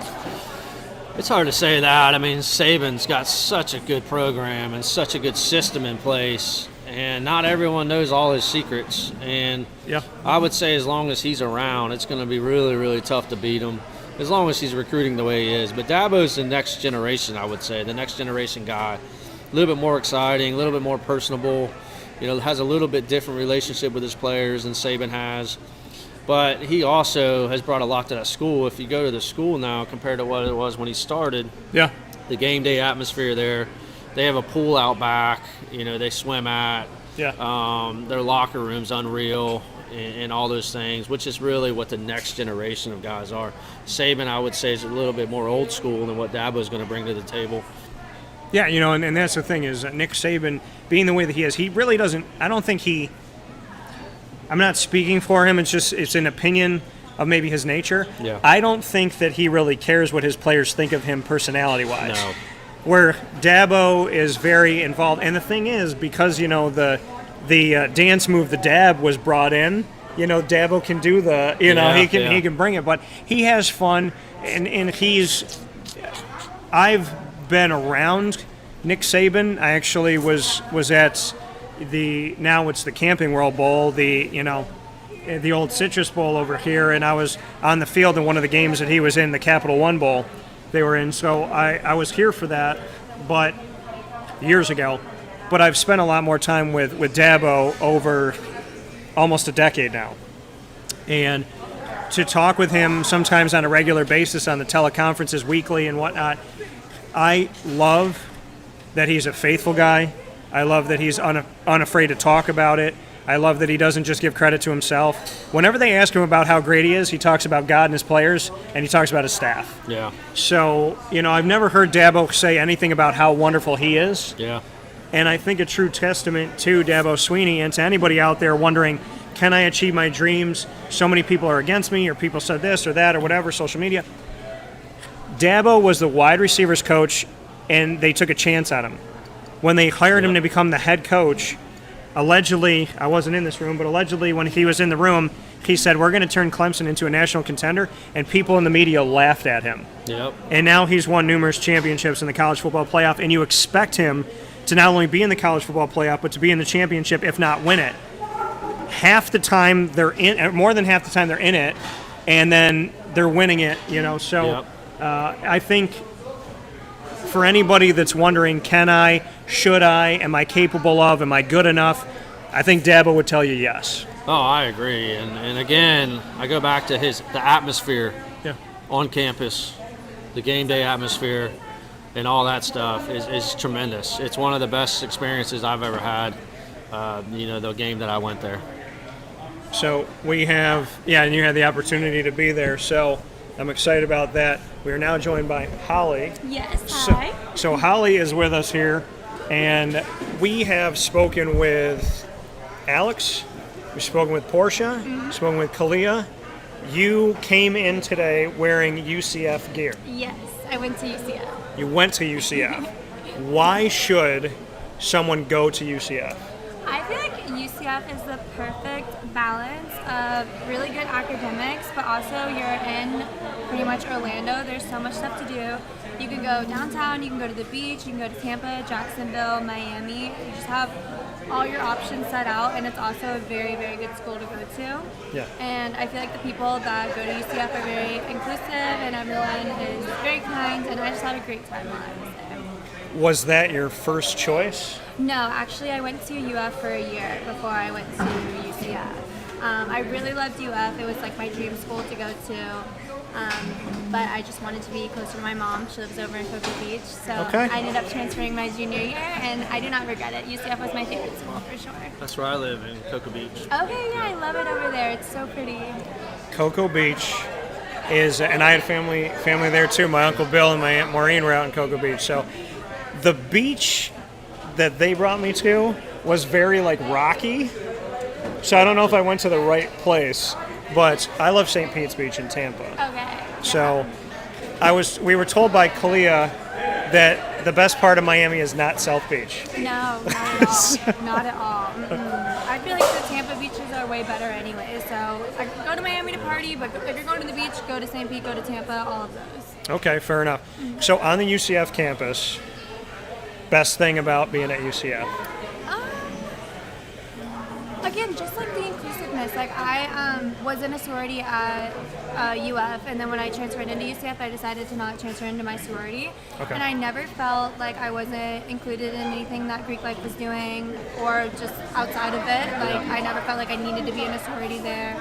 It was very easy to make friends. I met a great group of girls while I was there, and I never felt like I had to do that side of things. But then also the people that are in Greek life are so accepting, so welcoming. So you literally can be friends with anyone and everyone.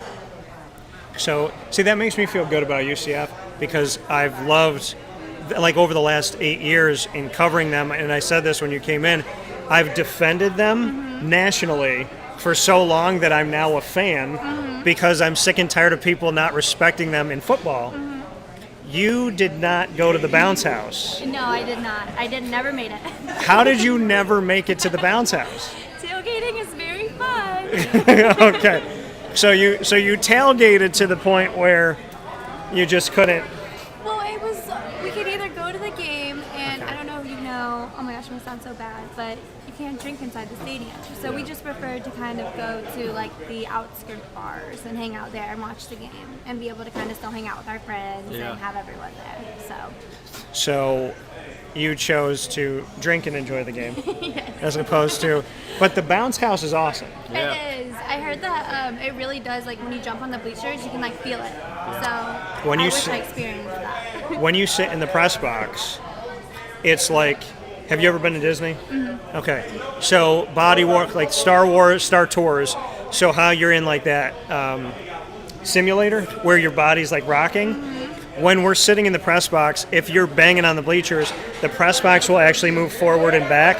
And so you can see it and you can feel yourself moving in a simulator.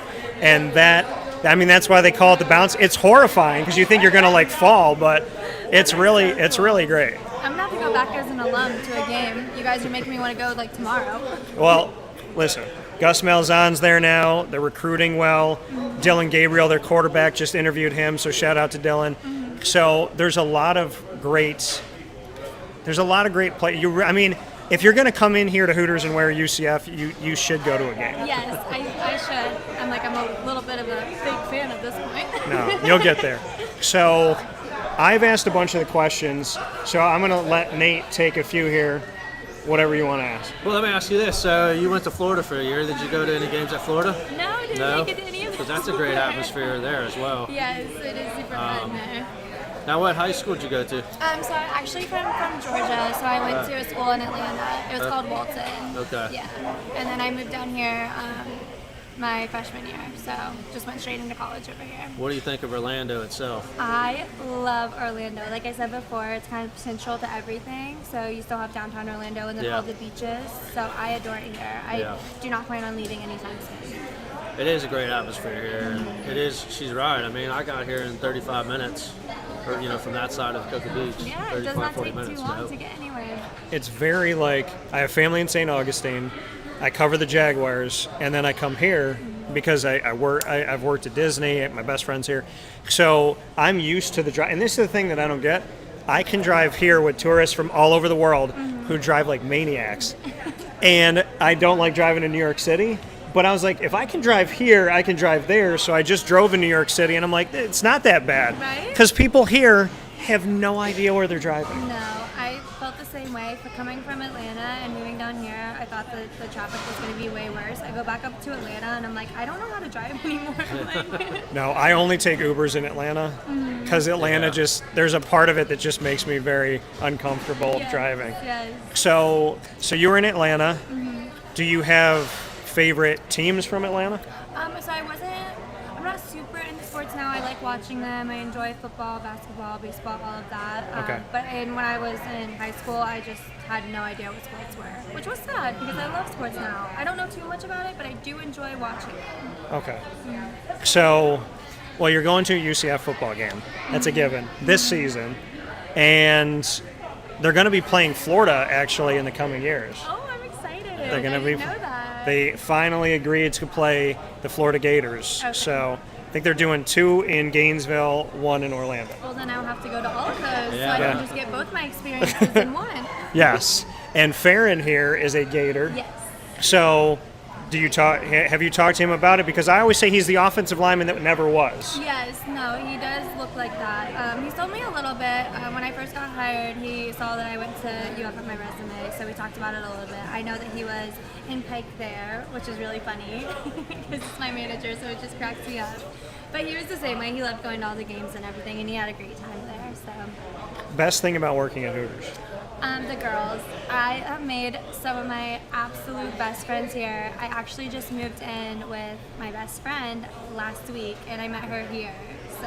And who is this? Her name is Macy. I think you met her before. I did meet Macy, yeah. So you just moved in with Macy. And Macy has a very unique laugh. Yes, oh my gosh, everyone loves her laugh. It's the best. Yeah. I wish I could play it for you guys. Yeah, we need to make it a hot. See, on the radio we call them hotkeys, where you can just hit it and play it. So you just moved in with Macy a week ago. Yes. What what can you tell us about? Because roommates always have, right? Like when you were in college, like rooming, and like roommates always have their thing. And my best friend is now down here, and I'm staying with him right now, and so we're roommates again right now, which is really cool. So, what's the best thing about having Macy as a roommate?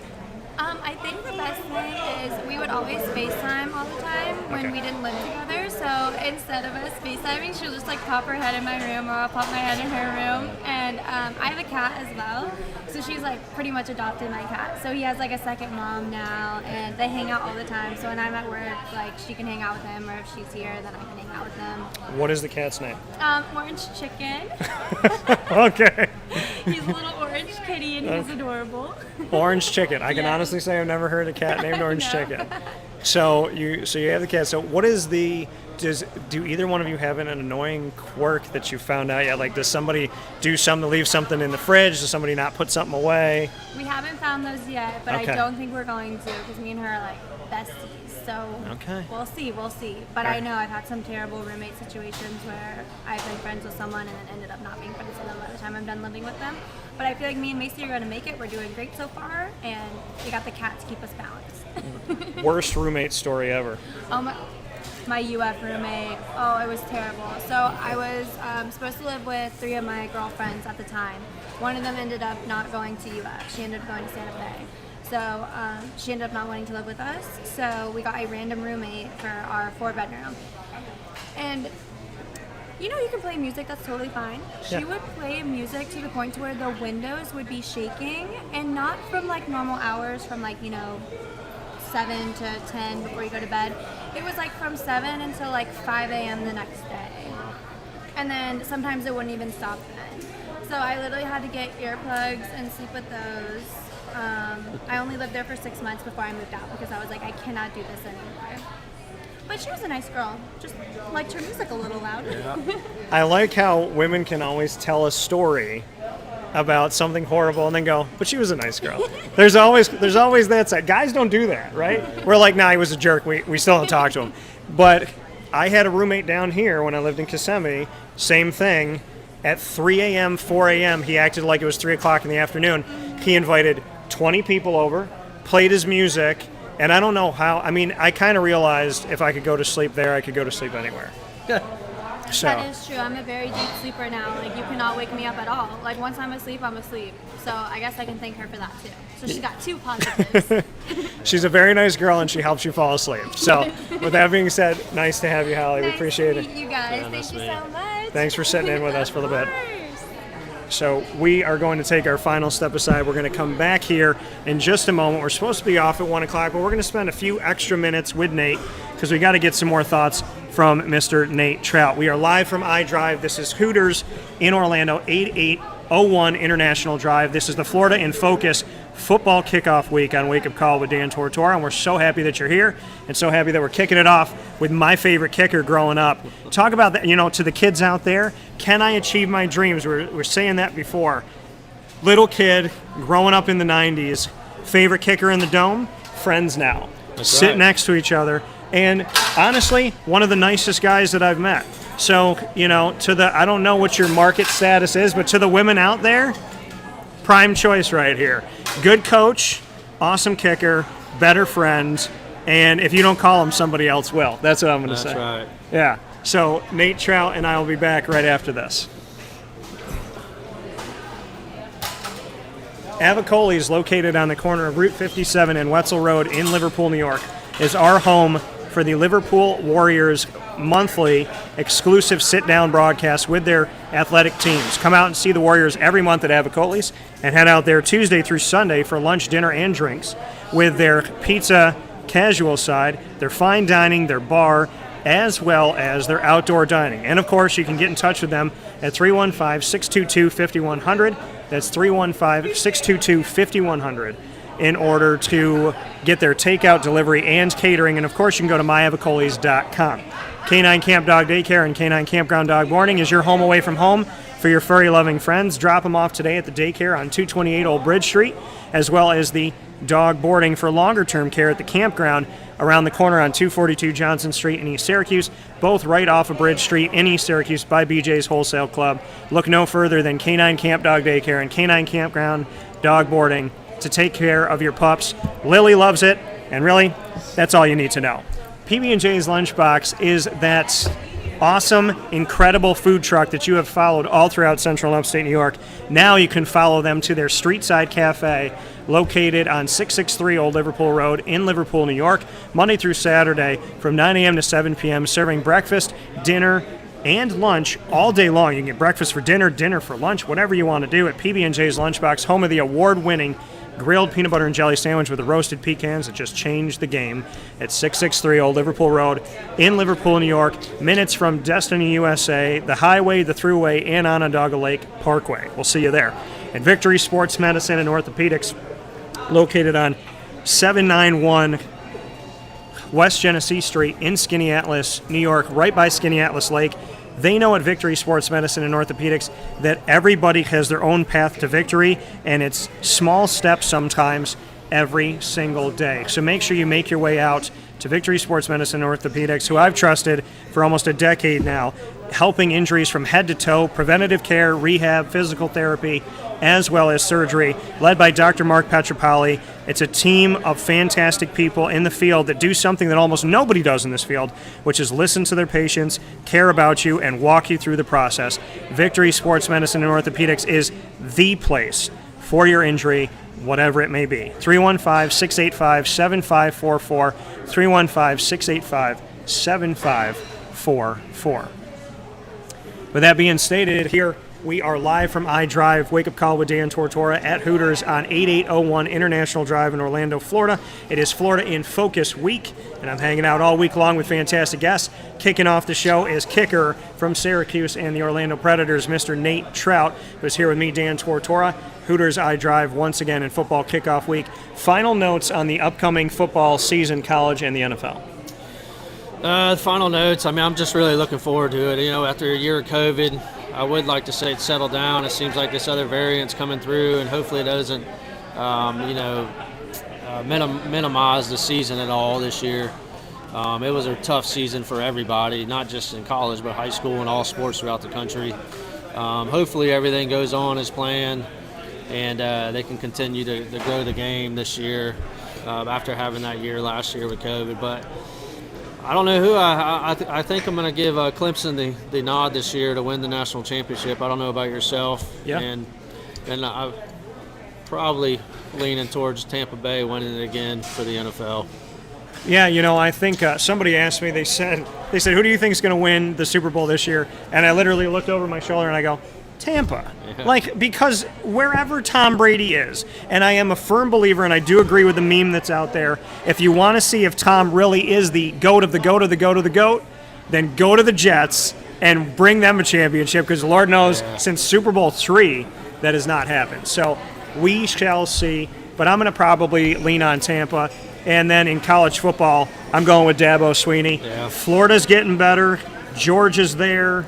Florida State's going to be better, in my opinion. Obviously, hoping Syracuse is going to be better coming off of their 1-10 season. So it's going to be interesting to see what we can get from here. Andre Sisco is a Jacksonville Jaguar now. Travis Etienne, as well as Trevor Lawrence, three guys I covered in college, are all with Jacksonville, who I also cover. So selfishly, I'm very blessed with that. Tim Tebow, too, right now. Tim Tebow, yes, a guy that I covered at Jets camp, and excited to see what he can do. So shout out and a big thanks to our Hooters girls who joined us today from iDrive on 8801 International Drive in Orlando. Come out and see them and see all the Hooters girls here and get to know them a little bit better, from Holly to Alex to Portia, as well as Kalia. Of course, Nate Trout, myself, Dan Tortora. We'll be here the rest of the week. Tuesday, August 17th, I will be joined, sitting right here next to me, by Rick Etienne will be joining me, big-time sports talk guy and a giant Miami Dolphins fan, and he had one of the best names ever for a fantasy football team when Chad Henne was the quarterback, and he called it Blame It on the Henne. Yeah. So really good stuff coming up, and a shout-out to Jordan as well, who made this week amazing. Peep your head in here for a second here. Want to thank behind the scenes Jordan for all that she did, so thank you very much. Appreciate it. And a shout out to Farron as well as Tim and Jeff. Hooters, you have been incredible corporately as well as on iDrive on 8801 International Drive in Orlando, Florida. I am Dan Tortora. This is Wake Up Call, live from iDrive. And find us on Facebook at Wake Up Call DT, Twitter at Call DT, and Instagram at Wake Up Call _DT. And of course, you can find the show by searching Wake Up Call with Dan Tortora on your favorite podcasting platform: Stitcher, Spotify, MixLR, YouTube, iTunes, and Apple Podcasts, iHeartRadio, Podbean, and TuneIn. And thanks to all of our partners up in New York: Cafe Cubal, Carvel DeWitt, Wildcat Sports Pub, Victory Sports Medicine and Orthopedics, Avicoli's, Chick-fil-A Cicero, and Chick-fil-A Clay, Canine Camp Dog Daycare, the Millhouse Market, Honda City of Liverpool, Pizza Man, Mother's Cupboard, Progressive Dental, PB&J's Lunchbox, Canine Campground Dog Boarding, and you can order from here or anywhere in the country. So Orlando, get it done. Go to maandpazpopcorn.com. Use my personal promo code DT20 and get 20% off at checkout on your favorite kettle corn. maandpazpopcorn.com. For now, this is Wake Up Call, live from iDrive. We'll see you on social media. We appreciate you being here, and I implore you to come out to Hooters iDrive on 8801 International Drive. We will be here all week with Florida in Focus. Nate Trout, had him on the show a bunch of times. Now we're sitting next to each other. That's right. And the thing that needs to happen, which we will take pictures of, is we're going to have a little wing eating contest, I think, after this.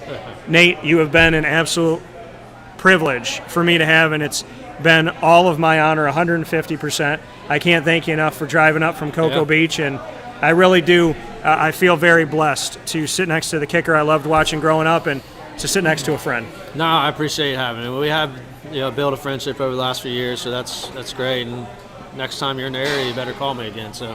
Yeah, well, I'm here for a while, so it doesn't mean this has to be the last time I see you. You owe my girls a game this winter, you said. Yes, and I made that promise. Can you give a shout-out to what you're doing? I want to shout out the awesome success you've had. So. Yeah, I appreciate that. I've been coaching soccer in the area. I've been doing that for a long time. I did it in Waynesville, North Carolina, which is an area I love as well. And I've been doing it down here some, but I'm on the tail end of my coaching career. It's been a secondary thing. I'm in the medical field, but I am at my old high school, and I do love my old high school. And fortunately, we have a great program and had a lot of success over the years. So we've had a great time here with Nate Trout. We'll see you all soon. Football kickoff week happens at Hooters. Florida in Focus, right here live from iDrive. This is Wake Up Call with Dan Tortora, and we'll talk with you all soon. And a big shout out to Julia and Michaela for everything that they did behind the scenes as well. We'll see you tomorrow. And as I always leave you, God bless, no stress, do your best.